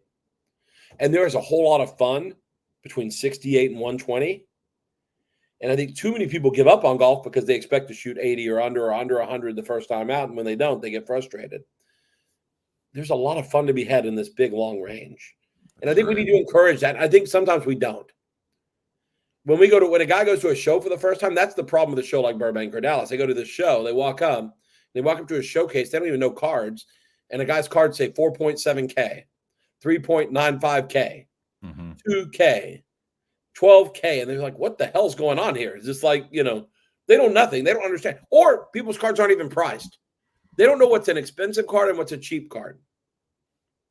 I thought that same thing, Brian, when I was walking around Fanatics Fest and I see all these families making their way out of curiosity from the experience side of thing over to the card show side. And I thought to myself, what are they gonna think when they see a showcase and there isn't a card in a specific showcase for under $1,000 and there's cards in there for, $250,000. Is that going to scare people away at that important Fanatics Fest event? Well, and that's the problem with charging $3,000 for a booth. The number of dollar boxes was at an all-time minimum. You can't set up a booth full of dollar boxes when you're paying $3,000 a table. You can't. I would like to see them get that price down to $1,000, which is still not cheap, but it's the price of the national booth. Get it down to $1,000. and encourage all levels of distribution and price, but require a basic quality of display. And I do believe the National should do this too. It cannot look like Sanford and Son in a booth. Yeah. If we act like a flea market, our product will be treated like flea market product. On the contrary, if we act like Louis Vuitton, while our product may be seen differently as a higher end item, we have to be careful. A lot of people just don't want to go to the Louis store or into the Coach store because they don't feel comfortable. It doesn't feel homey. It doesn't feel natural. It feels stuffy or uppity. So we got to find the way to exude class without making people feel uncomfortable, unwelcome, or whatever. But having just stuff thrown everywhere is very frustrating to me. Yeah. And I see it at shows all the time. I walk up and I say, what is this pile of shit? As soon as I see a stack of cards in yellow top loaders with elastics around them, that for me is like, I just walk right by. I'm not going to spend, it makes me uncomfortable. I don't want dirty, smelly cards. Okay. I said there were two pieces of breaking news I learned about today. One was just with you here that Kevin O'Neill has left Leaf as CEO. But number two, I just heard today on Instagram, posted by Ray Schulte himself, that he is no longer acting as the VP of Communications for the National Sports Collectors Convention. And Ray, as far as I could tell, did a great job of getting the word out. He came up with that whole ambassador program. He had a dozen or so, influencers out there talking about the National, helping to build hype for the event. Do you know Ray, and what do you think about that? Ray's an amazing guy. He's such a nice guy. He really is a nice guy. And I think he's an ambassador for the hobby. He's interviewed me 50 times. And every time he's thoughtful, he asks good questions, and he really does care about the hobby. It's not just making money for him. He does care about the hobby. You can tell. He does. He cares about it. You can tell 100%. I think the problem is, again, this goes back to the whole business crap. Too bad we got business involved in this industry, huh? The business of it is probably they want to save a bunch of money. They probably look at it as, we can find a more basic PR firm for less, or we don't even have to advertise now because we're the National. I didn't see a lot of advertising for Cleveland. I saw some in Cleveland. Well, I saw most of it on that one highway outside the IX Center on a big sign. When I was in downtown, in downtown Cleveland, I saw nothing. Yeah. And that's where I stayed. And most people who stayed at nicer hotels stayed downtown. I saw nothing. And the thing was at Fanatics Fest, I don't care where you stayed in New York City, you were exposed to this. Yes. To me, if you want, I think they got a lot of people at Fanatics Fest who had no plans to go there, but they happened to be in New York and heard about it and said, oh, crap, I want to go see this. And they went, just like you find out a musical's playing or someone's coming in concert while you happen to be there. So they go. It became a tourist destination. I mean, like I was saying, I was driving around in Ubers and I heard ads for Fanatics Fest. The signs were everywhere. It was on the news. It was on the news in the morning and at night, local news. Anytime you have a change of management, which the National had this year, you're going to have changes. And that's one of the big changes is, Ray's just another casualty of people want to do things their own way. And you know what? When I left Leaf, they're doing things differently. But it's okay. That's the way it works. Someone will appreciate what Ray can do and say, oh, I want to use Ray instead then. And maybe he'll end up doing something with Fanatics. Maybe they'll be smart enough to say, hey, this is a guy. Yes, we have our own internal product teams that are very good, but maybe this is a good voice to add. Who knows? Yeah. Good guy, though. I hope only the best for him. He's a great dude. He is very helpful. He's helped so many people. Okay, another great question from Michael Ham, who will be our guest here on September the 7th. I believe it is, Michael. We scheduled that today. We locked it in. And here's his question. He says, with a looming recession, Brian, shouldn't we expect 90% of the hobby to fall in price? And therefore, shouldn't we be liquidating towards cash to buy the dip in sports cards? See, here's the problem. If you watch my Twitter, which is Brian C. Gray on Twitter, I am showing people we have a major economic problem coming. I do believe this. I believe all the signs are pointing to a stock market massive correction. Now, with that being said, that hasn't always been bad for cards. It might have been an initial shock, but a lot of times people start looking for alt investments when the stock market's no longer safe. They start looking at, I think after the COVID pump, after all the stuff that happened there, I don't think we ever go back to the old days. There's too many people who just have a ton of money who will say, I'll back up the truck at X price. Plus, we've now got to the point where all these repacks, everyone talks about the repacks. They don't understand. I think to some extent, the repacks are now entertainment more than buying to get cards. Being part of a repack break is entertainment. And so I think people are willing to lose half of what they spend because they're entertained. I really believe that. If they spend $500, they understand they're probably going to get $250 back. And they're okay because it was worth $250 to hang out and do whatever they did. And with the upside, they could hit the jackpot or whatever it is. I just have a feeling that, I don't know. I have a feeling that if the market softens a lot, bad assets will definitely go down. The best assets, you might have a few guys get scared out of them, but someone's going to step up and buy the assets. Go sell all your Sandy Koufax rookies, and go sell all your Jackie Robinson 48 Leafs, and go sell your Gordie Howe Parkies, and go sell all those cards because the stock market went down 1,000 points, or 2,000, or 4,000, 5,000, 8,000 points. You go do that, and you're going to have some smart guy like Jeremy or me pick your bones. And when you come back looking for those cards 30 or 40% higher, we're going to be licking our fingers because we'll have just finished snacking all over your assets, because you just can't panic sell. You've just got to say, I'm going to buy the best stuff. And I'm going to think maybe what you do is you change what you're buying. The same way a lot of people move out of momentum stocks into cyclicals when they think the market's going to get softer. They look for safe havens, REITs or whatever. Although I don't think those are necessarily safe anymore either. But I'm just saying at this stage, I think you can rotate into assets that are much safer than,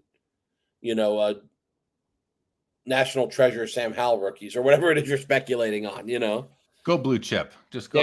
Blue chip. And there are blue chips that are never going to be, they can go down a little bit. And vintage went down a while back, but it's right back where it was. It's buying back up. It's gone through its cycles over the last 40 years or so. Here's a question. This is a good one from Turpin Forster. He says, when Michael Rubin takes over with the licenses, basically basketball, football, he will change the national, I believe. What do you think? Do you think that, we got the national 3 years in a row now in Chicago, Brian. I wonder where it's going to be after that, but that's another issue. 3 years of the national in Chicago. Fanatics takes over the basketball license right away, the football license. I don't know the exact timing, but they're both coming up very quick here. What do you think happened? Do you think that's a critical moment for the National and Fanatics Fest to something to happen there? I think it's very hard because the problem is the guys who run the National don't own it. And the problem is, this is the National's got fundamental issues. First off, no one owns it. Now, this is crazy, right? It's weird, yeah. No one owns it. There's a board of directors, which is primarily stodgy old guys who have you show them a shiny card, they might think it's, a cigarette case. They won't even know what it is because they would look at it as it just shines. They don't know. All they do is old stuff that's creased. Except for PSAL, who at his showcase, and I've seen him but again, year after year, he's got all he has is pretty much national treasures, talked about quarterback RPAs. The board needs representation from new blood. And I was going to run 10 years ago and I was discouraged from doing it by people in the power. And they were like, you're going to just get frustrated. What has to happen is you need a board to be about 50% new people and 50% vintage. But the problem is the new dealers don't even go to the meeting where you vote on the board. So every new card guy that runs loses every time. Yeah. Here, let's go. And so that's the problem. You have to have those people running. So I don't think Fanatics can ever take it. I don't think they can buy it or anything. But I do think at some point this current group could lose it to Fanatics. Because what happens if Fanatics just says we're not going to do the National anymore? Well, none of the licensing, no license cards are going to be at the National. We're only going to be at Fanatics Fest. Well, then does it become Burbank East? Because you're at an event right now with no autograph signers. I don't know is Panini there? Is Topps there with setups? Is Upper Deck there? Is Leaf there? I don't know. I don't think so. But I'll tell you, at the end of the day, I wouldn't be shocked. I mean, I think if Fanatics events was smart, they'd be looking at Burbank as a possible person you want to work with. Yeah. And you saw recently, Rob pulled all his stuff off eBay to go to Fanatics Collect. Yeah. That's the ballsiest move I've ever seen in the history of the hobby. I think what a move. But I talked to him and he's right. his vision is correct. It's scary, but it's correct. Yeah. Yeah. Well, here's a comment from Michael Ham. He says, Michael Rubin isn't trying to compete with the National. He's going to blow right by it. Fanatics events are going to give people multiple reasons not to go to the National. Do you think if they continue to schedule Fanatics Fest to be 2 weeks after the National on the East Coast or the Midwest, that it's going to cause problems for national attendance? No, again, I think first off, if the shows are really both compelling, people might go to both. And again, the people who don't go to both, honestly, they probably weren't going to move the economic needle of the show in a meaningful way. Because again, if you go to the show and spend $3,000 or $4,000, not that that's not a lot of money, but that's not going to change the economics of either show. Now, 10,000 people, that makes a difference. But I think most of the people who are big buyers are going to go to both events.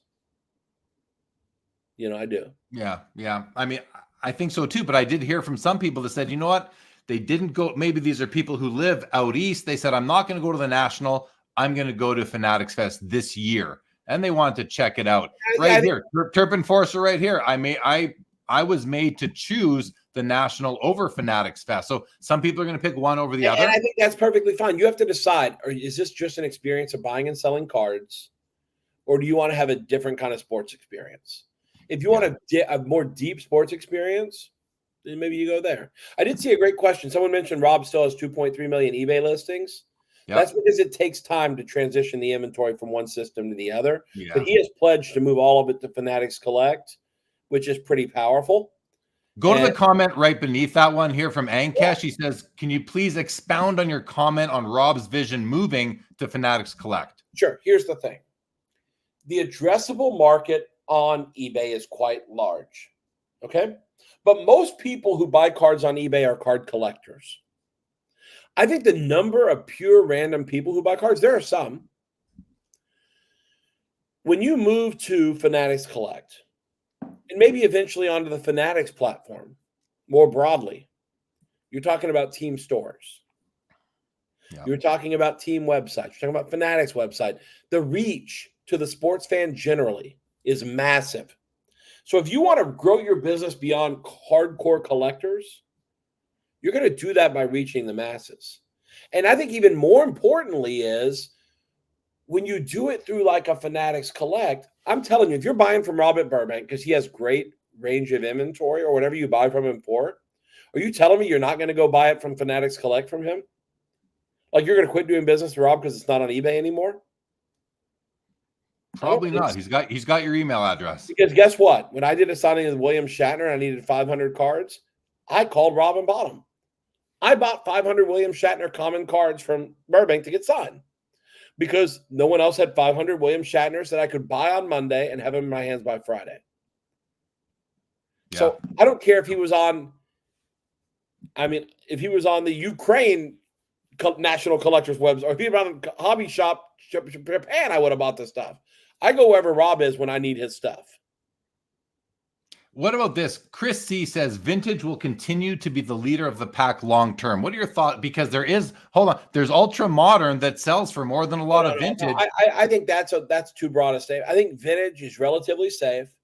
But what I tell, I have a lot of celebrities and athletes that I help advise on cards, what they should buy. And I tell them, do not just blindly buy vintage. Do not buy T206s. You do not buy those cards. What I want you to buy is the names that generations will know forever. Right. Nano Williams, DiMaggio, Koufax, Ryan, Reggie, those kind of names. Yeah. Because what I don't like is for you to go buy Charlie Gehringer or you to go buy Nap Lajoie. What about Lou Brock? What about a guy like Lou Brock or Frank Robinson? I think people will forget a lot of them, even though Frank Robinson's definitely better than Lou Brock. I think a lot of people will forget these names. When you go back to the old stuff, like pre-war, most of those names are forgotten. Frank Home Run Baker. Yes, he's got some good cards. No one's going to know who he is in 30 years. No one, except the most hardcore. Ty Cobb, Babe Ruth. Ty Cobb's fine. Cy Young is fine because of the award. Babe Ruth, Gehrig, Joe Jackson, Jackie, DiMaggio, Koufax, Aaron, Mays.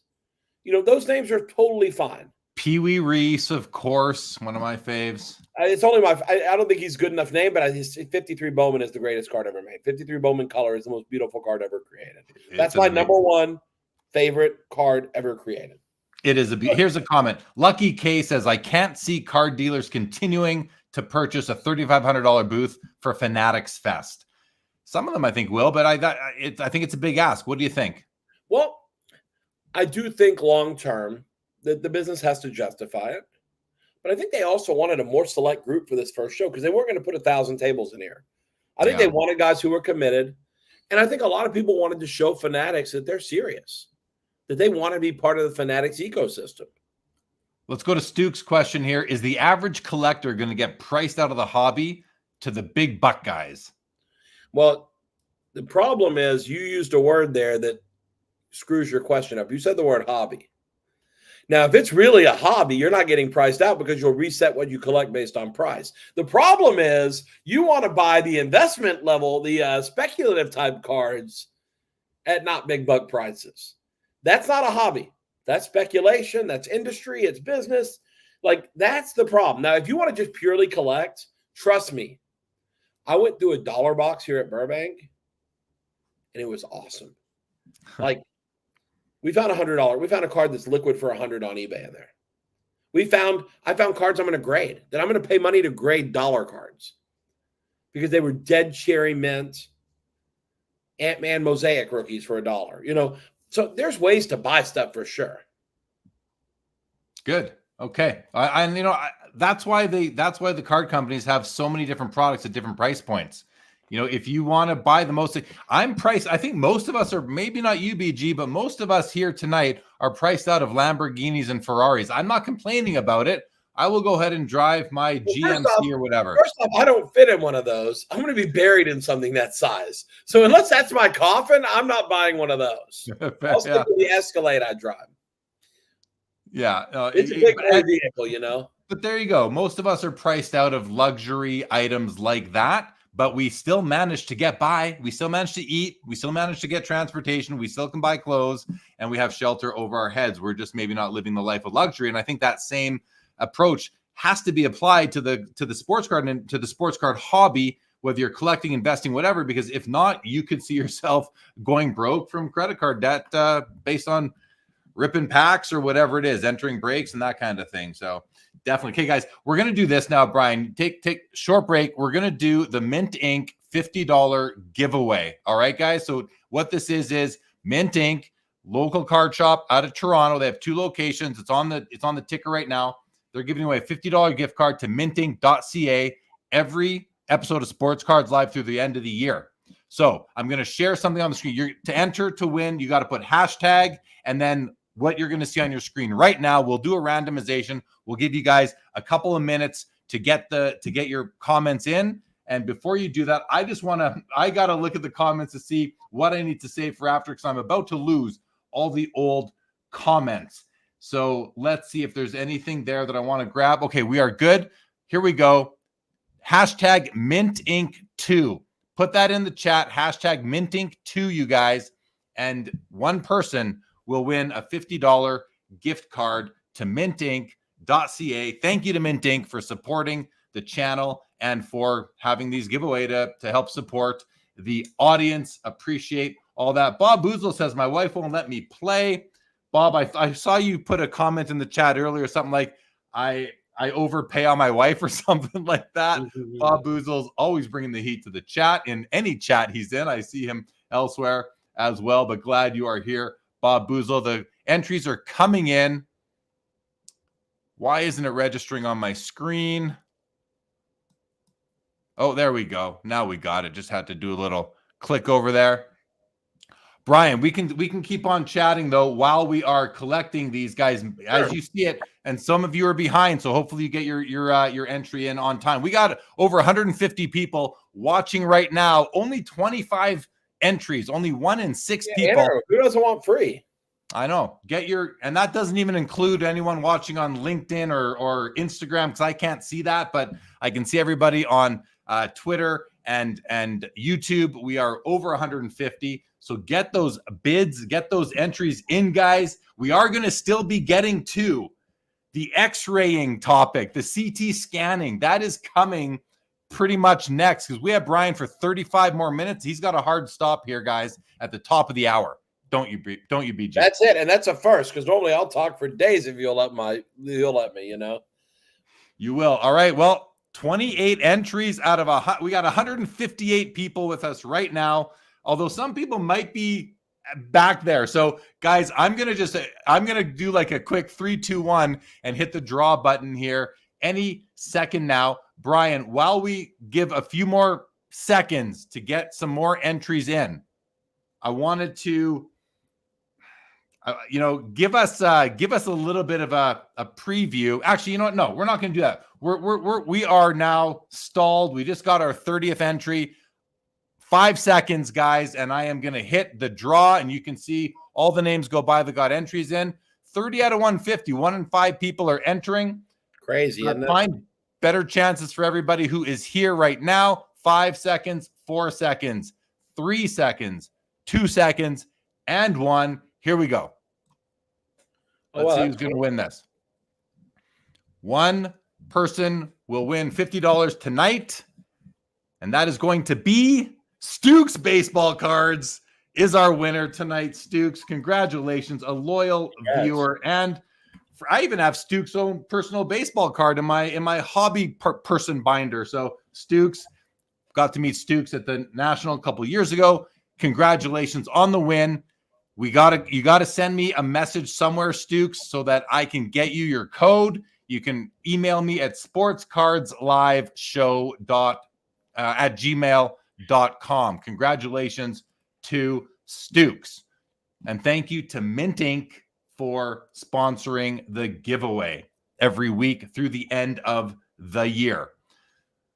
And you're getting some congrats there, Stooks. Very good. CRT here, my good friend Chris says, a bit shocked to hear BG's thoughts on the T206 set. Now, BG, I don't know if you know Chris or not, but he's got a great YouTube channel, and he's a great collector of polar bear T206s.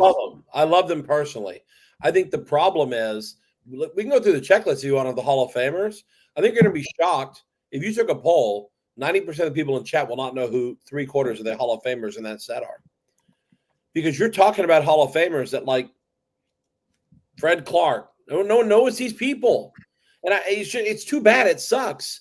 But you can't watch video. You can't, it's just, you're going to lose it. I mean, Honus Wagner, if not for the card, he'd be no one in terms of like the modern up-and-coming collector just doesn't know. And so I do think there'll always be demand for those items, but it's like any category where the person who grows up with it ages out. There can continue to be a market. It can just be more thinly traded. The good news is the assets are 130 years old, so it's okay if it's thinly traded because the assets exist in thin quantities. So it's okay. The scary part is like the 1950s and 60s baseball. That isn't quite as scarce, but some of those names, I gotta shout out Michael Stone here with a comment. Michael Stone, we got to hang out at the National. He gave me a couple of rides. Michael Stone, welcome. Good to see you, buddy. And I really enjoyed spending time with you at the National. Michael Ham says relevance matters. Keys will always be keys. The Ty Cobbs, the Cy Youngs, the Christy Mathewsons, these guys, among others from later releases as well. All right, Brian, let's get into, we have half an hour left with you tonight. Let's get into this whole CT scanning scandal that's maybe rocked the hobby, maybe hasn't rocked it as much as it should at this point. I'm not sure. I've got some of my thoughts. I put out a short video on it a couple weeks ago now. Where are you at, Brian? What do you know about this whole CT scanning issue, and what threat level do you see this as for the hobby? Well, I'm investigating it now because I'm really trying to understand, because whatever I'm doing next, it could impact what I'm doing next in some manner. So I think I'm thoughtful of it. I think at this stage, and this will not be popular to people that sell on eBay, in a product where there is, and what I understand first off is that it's not, the technology is not allowing you to see the name of every player in every pack. Well, I've seen some videos of the scan where you can see like a prism pack. You can see not every name and every player, but you can make out like the silhouette of the player. In some cases, you can see the name. What are your thoughts? Yeah, it's really going to depend. It's kind of interesting. I think the technology and the quality of the technology is going to be the key. And don't you think it'll always get I've heard better? So far is the people buying these machines are buying old, outdated devices because they're cheap. They're not spending state-of-the-art money like on Golden Touch. You saw they used a CT scanner to see if the iPhone was really in the box. That's what it should be used for. It should be used to make sure that in a Pokemon First Edition case, it's really Pokemon First Edition inside. And with the CT scanner, you could have actually seen G.I. Joe packs. You would have seen that when Jake Paul bought that case. You would have seen it because the pack has a different shape. You would have seen the shape of the packs and known you got screwed. There is value there. The problem is the best, hottest, biggest products in the hobby are suspect now.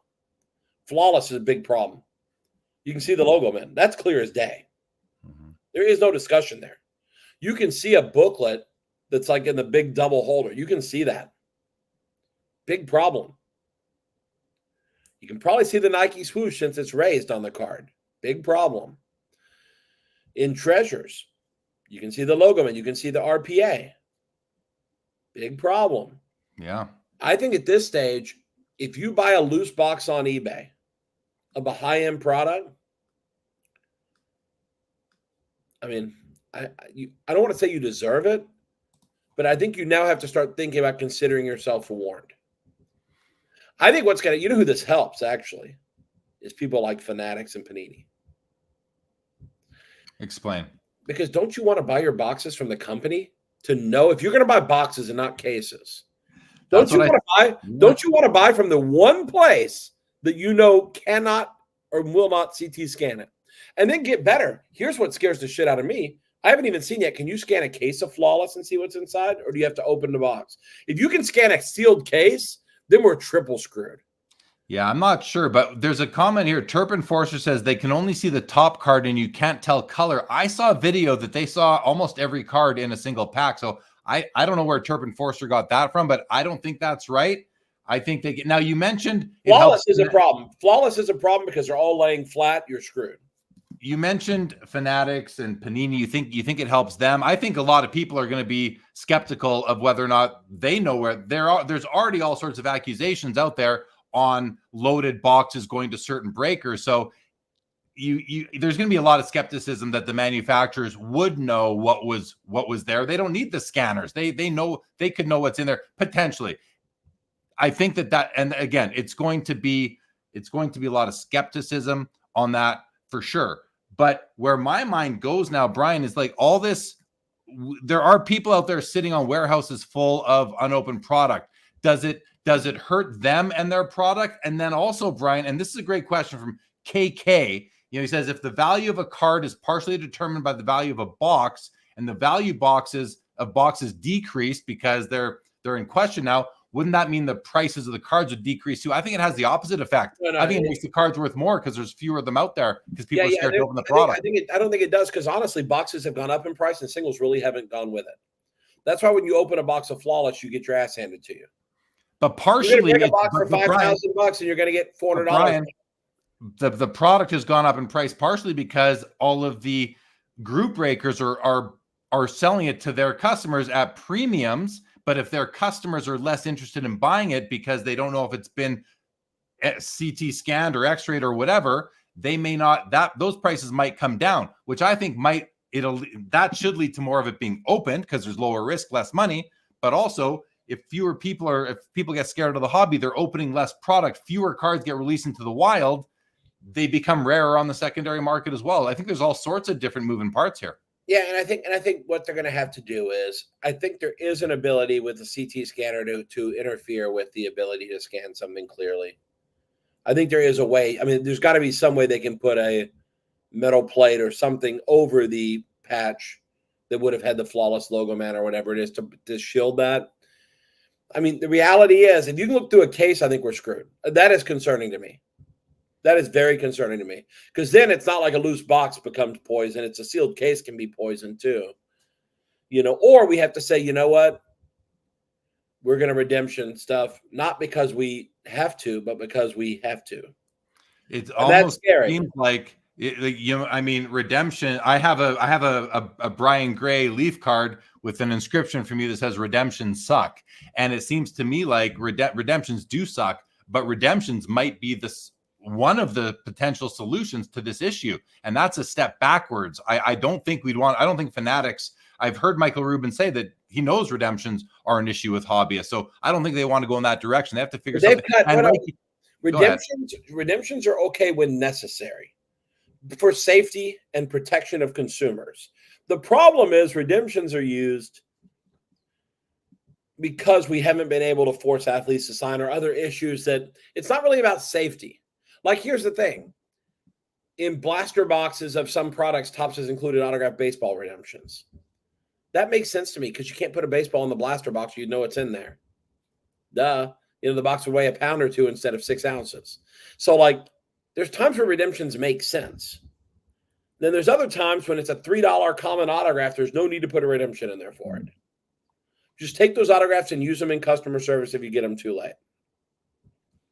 I just think we're at a stage where if the CT scanning's an issue, every company now should be hiring a CT scan party to check their products to see if the design is vulnerable. The same way airplanes are checked constantly to see if they're vulnerable to malfunction or issues. We're now going to have to take a little responsibility to make sure, that we're making products that are not vulnerable. Yeah, I mean, I'm seeing some comments here. You can't CT scan an e-pack, a Topps Now, that sort of thing. I think, like you said at the top of this discussion, I think that it does favor the manufacturers. It makes direct to consumer a lot more attractive for a lot of people because, or made to order, even that sort of thing. I think that some of the foundation has been laid to deal with this. If they can't figure out a way to deal with it as far as the packaging goes, I have to think they will be able to. Jeremy here from Collectors League, Jeremy from Heritage Auction, says this will be a temporary issue. Of course, he's right. It will be. Everything in life is a temporary issue. It's just how long is temporary. Well, I hate to tell you, life in and of itself is temporary. Ask any dead guy. Exactly. I'm just telling you. I mean, yes, there is some finite period of time this is an issue, but what scares me a little bit, and it's not just in this industry, but in a number of industries, is the rate of technology and intelligence is rapid, whether it's AI or people just taking existing old technology and figuring out there's ways to cheat the system. I mean, there's Jordan rookie cards floating around that people took the stickers off of North Carolina cards and put them on Jordan rookies by heating the card, pulling the sticker off, and those Jordan rookies are now autographed rookies. They're not the ones that are going to go for millions, but they're still very premium because Jordan didn't really sign rookies that much. Half of them are fake, the ones that were supposedly signed at the camp. So it's really just a function of, this concerns me more that we're going to continue to have to keep whack-a-moling. Because either it's going to be people who can trim cards but make them look full size because they flatten the card, or before they trim it, they flatten it and then trim it down to normal size. Like, that's been a problem with trimmers. And some companies couldn't detect it because the card's measured. Let me ask you this.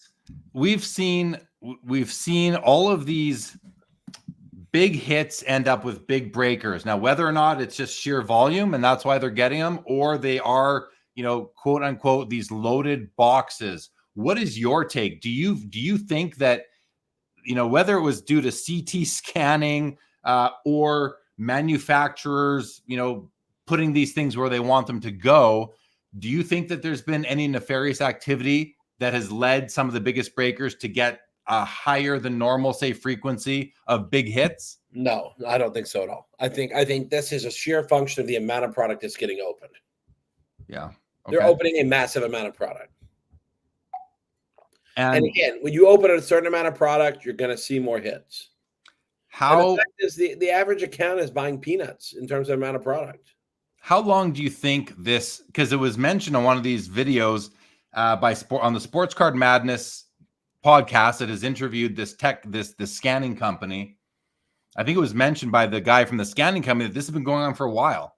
They've been scanning packs for people for a while, something like that. I don't remember the exact words, so go verify for yourselves, everybody. But on the Sports Card Madness channel. But do you think that who has been doing the scanning for the past couple of years, if it's been being done? I don't know. I mean, again, some of the smartest people in this business figure out ways to be crooked before we figure out they're crooked. And I think we're just going to have to, and again, I honestly should probably go buy some cases of some of these big items and hire someone to figure out what's what. Honestly, I shouldn't have to do it. The manufacturer should do it.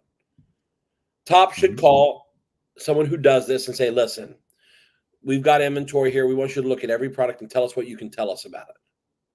Start to learn and understand what's going on there. And I think they are already, to be honest. I think I've heard manufacturers are looking into this more seriously.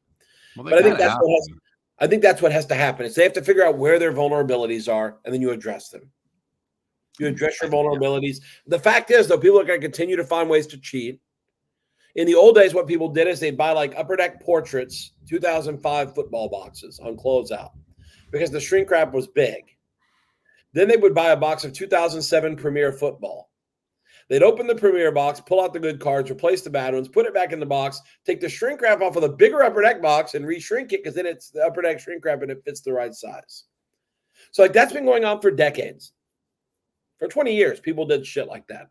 So to me, they're going to keep finding ways. It's a cat and mouse game like counterfeiters. I think Vintage Card Collector said it very well. It's a game of cat and mouse. And the smart, crooked-minded individual is going to find a way to cheat again and again and again and again and again and again and again. And what you're going to have is manufacturers and hobby people who are diligently fighting to make sure that the average person doesn't get their ass reamed. That's it. Well, Collectors League, again, this is Jeremy. He works at Heritage Auction. So he's saying with authority here that manufacturer and printers are already looking into this and are already testing solutions. So I'm guessing because of his connection or employment with Heritage Auctions that he's been taught, he's heard things through the... Oh, no, I've heard, I know manufacturers are looking into what to do. I'm not certain that there will be a perfect solution.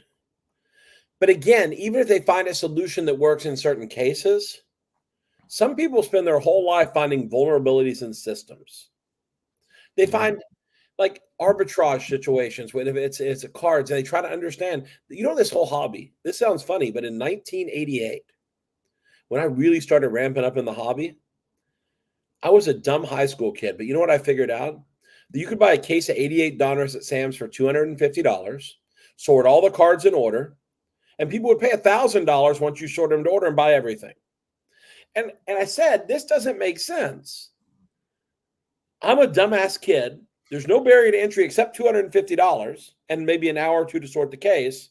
And I sold every card. The market cannot remain inefficient that long. And eventually the market corrects and figures it out. This will continue to happen.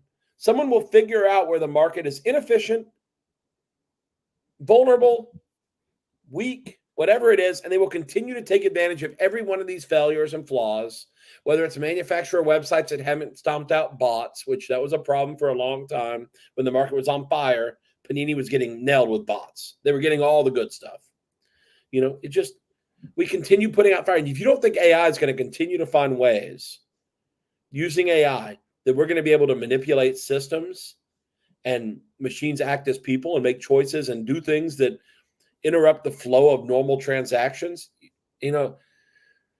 technology is going to move faster than our solutions. You're always going to be trying to put out fires, and it's just guess what? If you're committed to being in the business, you better commit resources, time, and people to protecting your customers. Yeah. Well, I believe Fanatics and maybe Panini will spend the money to do that. Outside of that, I don't believe you guys can.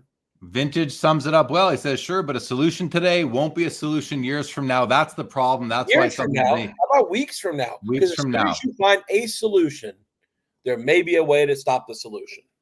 And in the meantime, as a stopgap solution, I'm with Dan the Card Man here. He says, I think the immediate outcome might be more redemptions if they don't want to change the distribution models, i.e. have cards printed and ready to redeem immediately and not traditional redemption.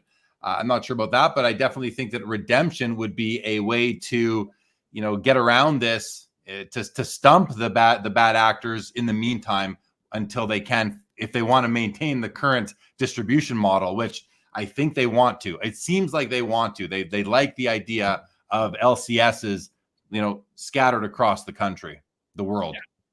Yeah, and I think it's just going to be a complicated piece of the puzzle. We just got to keep tackling, and there's not going to be a quick, easy solution that fixes and protects everybody. What are you seeing right now, Brian, in the industry overall that encourages you? And what are you seeing in the industry overall that discourages you? The level of activity is phenomenal. People want to buy cards. They want to. And again, they should feel better because at this show in Burbank, if a card is half decent, you can get 85 to 90% easily. From who? From the repack buyers or from a regular retail buyer? I'll be there tomorrow until 1 o'clock. Then I got to catch my flight. And I'm paying 85 to 90% for anything decent at all. I spent $400,000. I mean, it's very easy to spend money when you pay that. The problem is it's very tight spread. Dealers want comps to 110, 115% of comps. And you really cannot buy over a counter under comps anymore. You're lucky if you can grab stuff at 90%. You're lucky. Usually stuff that someone like me wouldn't buy. But that liquidity should give you encouragement. Because let's say you buy Jordan Love. And after week 1 or 2, you're like, uh-oh, maybe we got a little too excited about this cat. And you want to liquidate it. In the past, you'd put all these cards on eBay. eBay would be flooded. By the time you finally sold it, you might be down 20, 30%. But now in this market, you can walk up to someone like me at a show, and there's 50 booths set up that all say paying 85 to 90%, 85 to 100%, some of them say. And I will tell you, for gold downtowns and gold kabooms, I'll pay 100%. The right ones, I'll pay 110% because I want to build a position because I think they're fantastic long term. But I think you should feel much better that you can speculate and know that if you have 10 Jordan Love Optic Hollow PSA 10s, you can go sell them right now instantly for cash and get 85 to 90% of eBay comps. That should make you feel better. Even if eBay comps go down a little bit, you can instantly cash it out for green cash, 85 to 90%.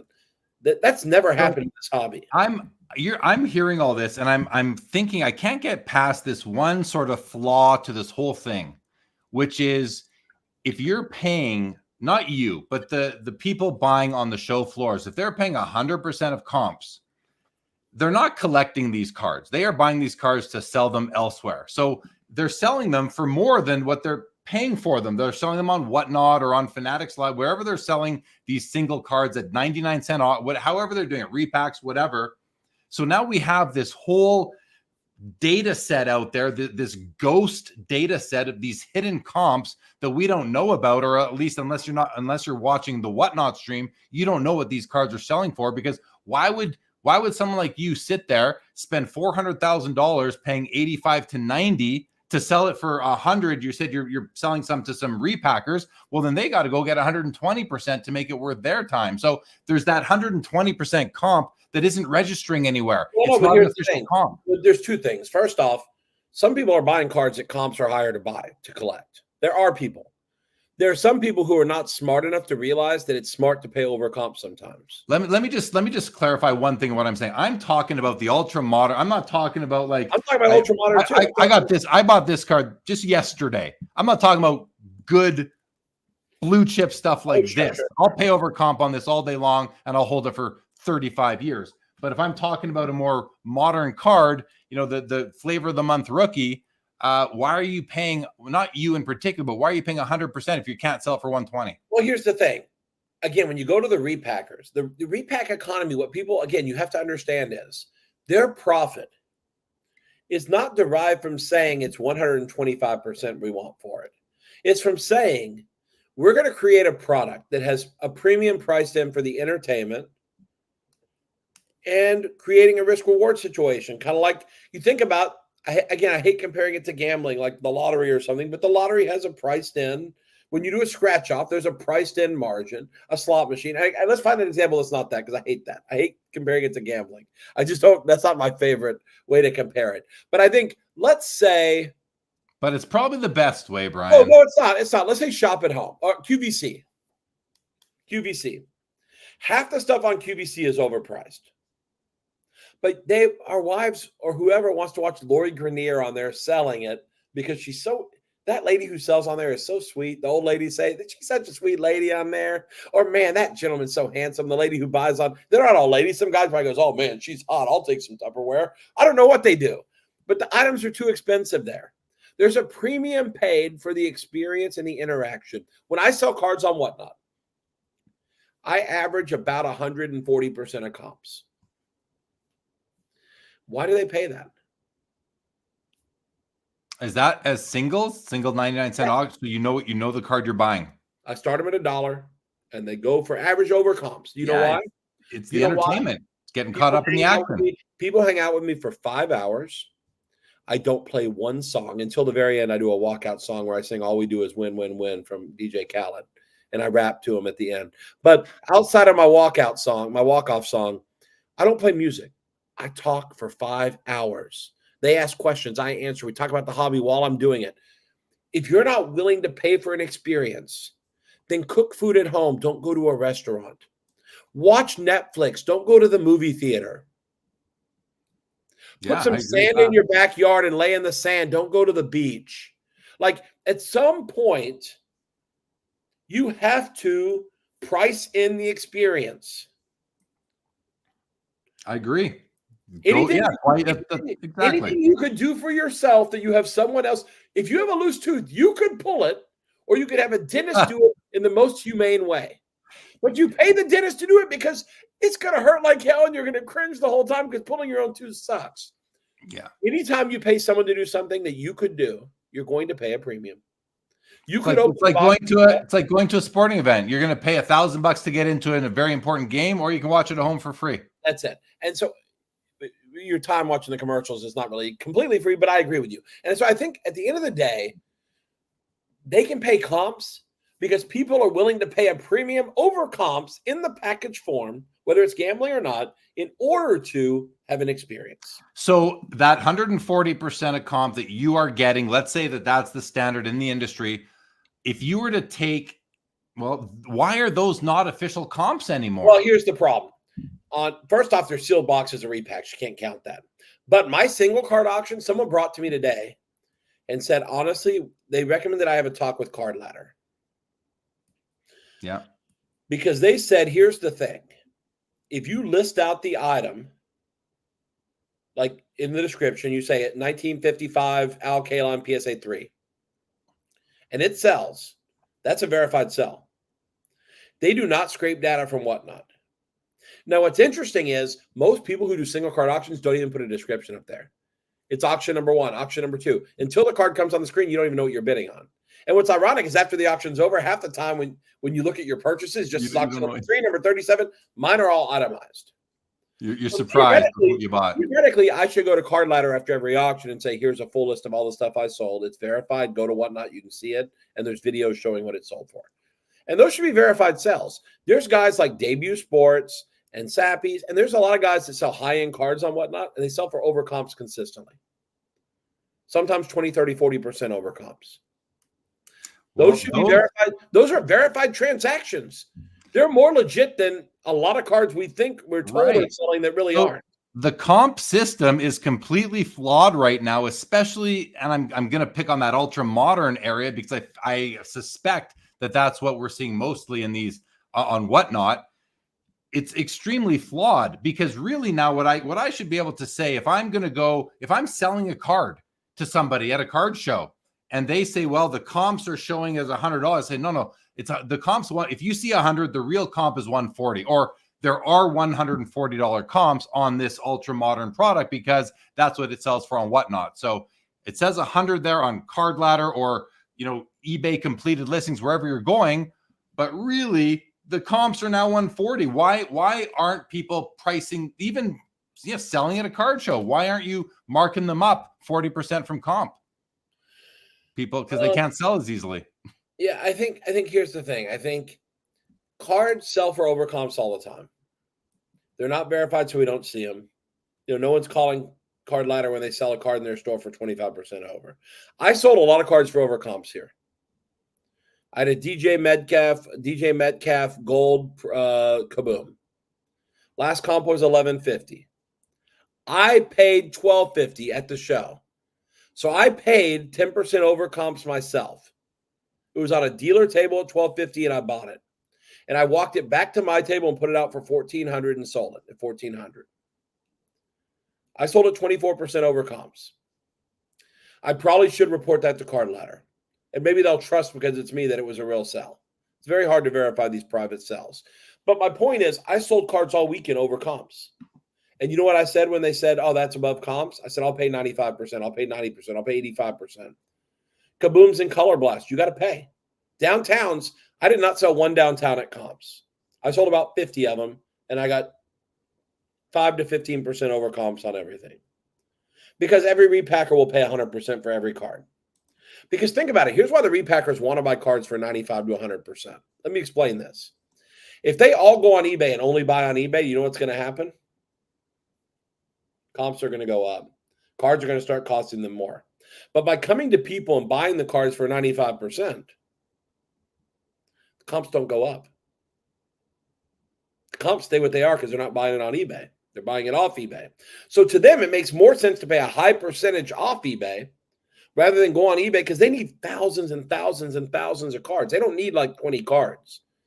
They need massive amounts. I'm watching a break right now before we went on the air, and there are hundreds of cards that are $500 a piece in one break.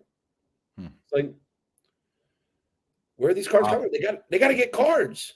And there's times I get calls that are desperate. Brian, I need cards tomorrow. Please, please, please, please send me more stuff. They run out of stuff. There's days some of these repack guys can't even sell repacks because they have no cards. And so I think it's just, and I'll tell you what, every guy that walks up to my table, do you know what they want for their cards? Full comps. Full comp, yeah. Well, yeah, cards. I had a guy today. I said, "What's the last comp on that?" He said, $350. I said, "What do you want?" He goes, $475. I said, "Are you out of your mind?" I said, "Are you out of your mind?" And he says, "But it's good. People are. I mean, they're going to go up." I'm like, "Oh, guess what? I mean, like for real. Like, I'm like, are you out of your mind?" He goes, "What will you pay?" I said, "Last sale was $375. I'll pay $335." That's strong. Yeah. He said, "Oh no, that's basically comp after eBay fees." Yeah, better than that in a lot of cases. But he says, "No, I think I'm going to stick at $425 or $450." I'm like, all right. Yeah, but I actually have people coming up that want more than comps. Some of them say, "Last one did 400, I need 400. Last one did 380, I need 380." I'm like, great, goodbye. Even though you can get 140%, you can make a 40%. No, but the stuff I sell, everyone finds their niche. Like on Whatnot, for me, it's cheap stuff. Because what I found is, if you're buying a $10 card, what's 40%? Doesn't make a difference. $30 card, $20 card. You're selling an $800 card, that's different. Fair, yeah. They don't go pay $1,100 for the $800. Well, they do for some people, but I don't do that. I sell cheap, affordable stuff because, again, the experience when you bought from me on Whatnot, it was never about the card. It was about us hanging out and us having fun and me being an auctioneer. And you see cards on my show like 1940 Disney cards you didn't even know existed. All right. Listen, we got like one and a half minutes left with you. I want to get to it. One question. We're going to wrap this up, guys. But first of all, Brett says, what age does a comp become out of date? I think it really depends on the card. But Michael Stone's question here for you, Brian.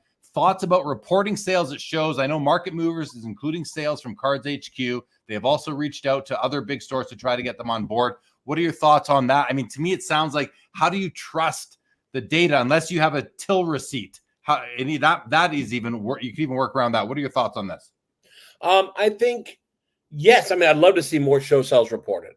I really would love to see that. And I think the key is they've got to set up a trust system with vendors who are the most highly recognized, respected authorities that are pretty much above reproach. That means there's like 4 of them because most dealers have some element of shadiness in some area of their history.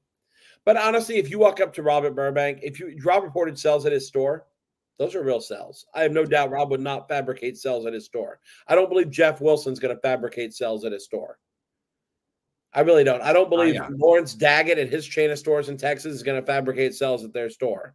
Sappy's not going to. These guys are not going to. Store sales, yeah. Store sales, I think, are good. Show sales could be a little bit more sketchy, tougher to verify, to trust. But I'll tell you, there's guys around that have been around the business a very long time, and I'm telling you now, if I reported a sell, you can count on it. Right. One more thing here. There's a number of guys. This one from Vintage. The ultimate question is repacking a massive bubble? Most don't keep the cards they win anyway. Is it a big bubble we're in? Okay, two things. And again, I'm never going to make another gambling comparison after this one. Are slot machines a bubble? Is blackjack a bubble? Is baccarat a bubble? You would think all these bubbles would have burst. They've been going for 100 years. More. People continue to keep coming back and doing it, even though they end up with less than they start with every time. Yeah. That's number one. Number two, we have to put entertainment value in the mix. Part two is, until companies can figure out how to make these $1,000 box of cards have $8 or $9 or $100 inside, repacks are going to be here to stay, because repacks are the better value-driven alternative in many cases if you're not a pure collector who appreciates the beauty of something new and unique that's been created. All right, man. We're at the top of the hour. You got to go? Someone just put Brian Gamble. So we got Justin Gamble, Mary Gamble. If I wore a dress, then I would be like a cross between the two. No, I'm not Gamble. Although I do use that in the poker game. I say, no gamble, no future. No gamble, no future. But no, guys, hey, Jeremy, thanks for having me. And again, I think we came up with something, because I had not thought about the master class. But I may have to make a call to Michael Rubin and say, hey, let's do a master class. What do you say? Give me a couple of your smart tops people like Clay, and let's do a master class, because wouldn't that be great to educate people from the ground up? It'd take us probably 30 days to really pump out something really juicy and good after planning curriculum. But I mean, I think there are people in the hobby who could stand to learn something. There's lots of people who could stand to learn something about how to zig when everyone else zags, how to buy things when they're out of favor, not only when they're the hottest thing out. You don't have to go chase Jordan Love because everybody is. You can buy something. He's the next Aaron Rodgers. Yeah, but you can also, and you know what? Aaron Rodgers is not very popular either. True.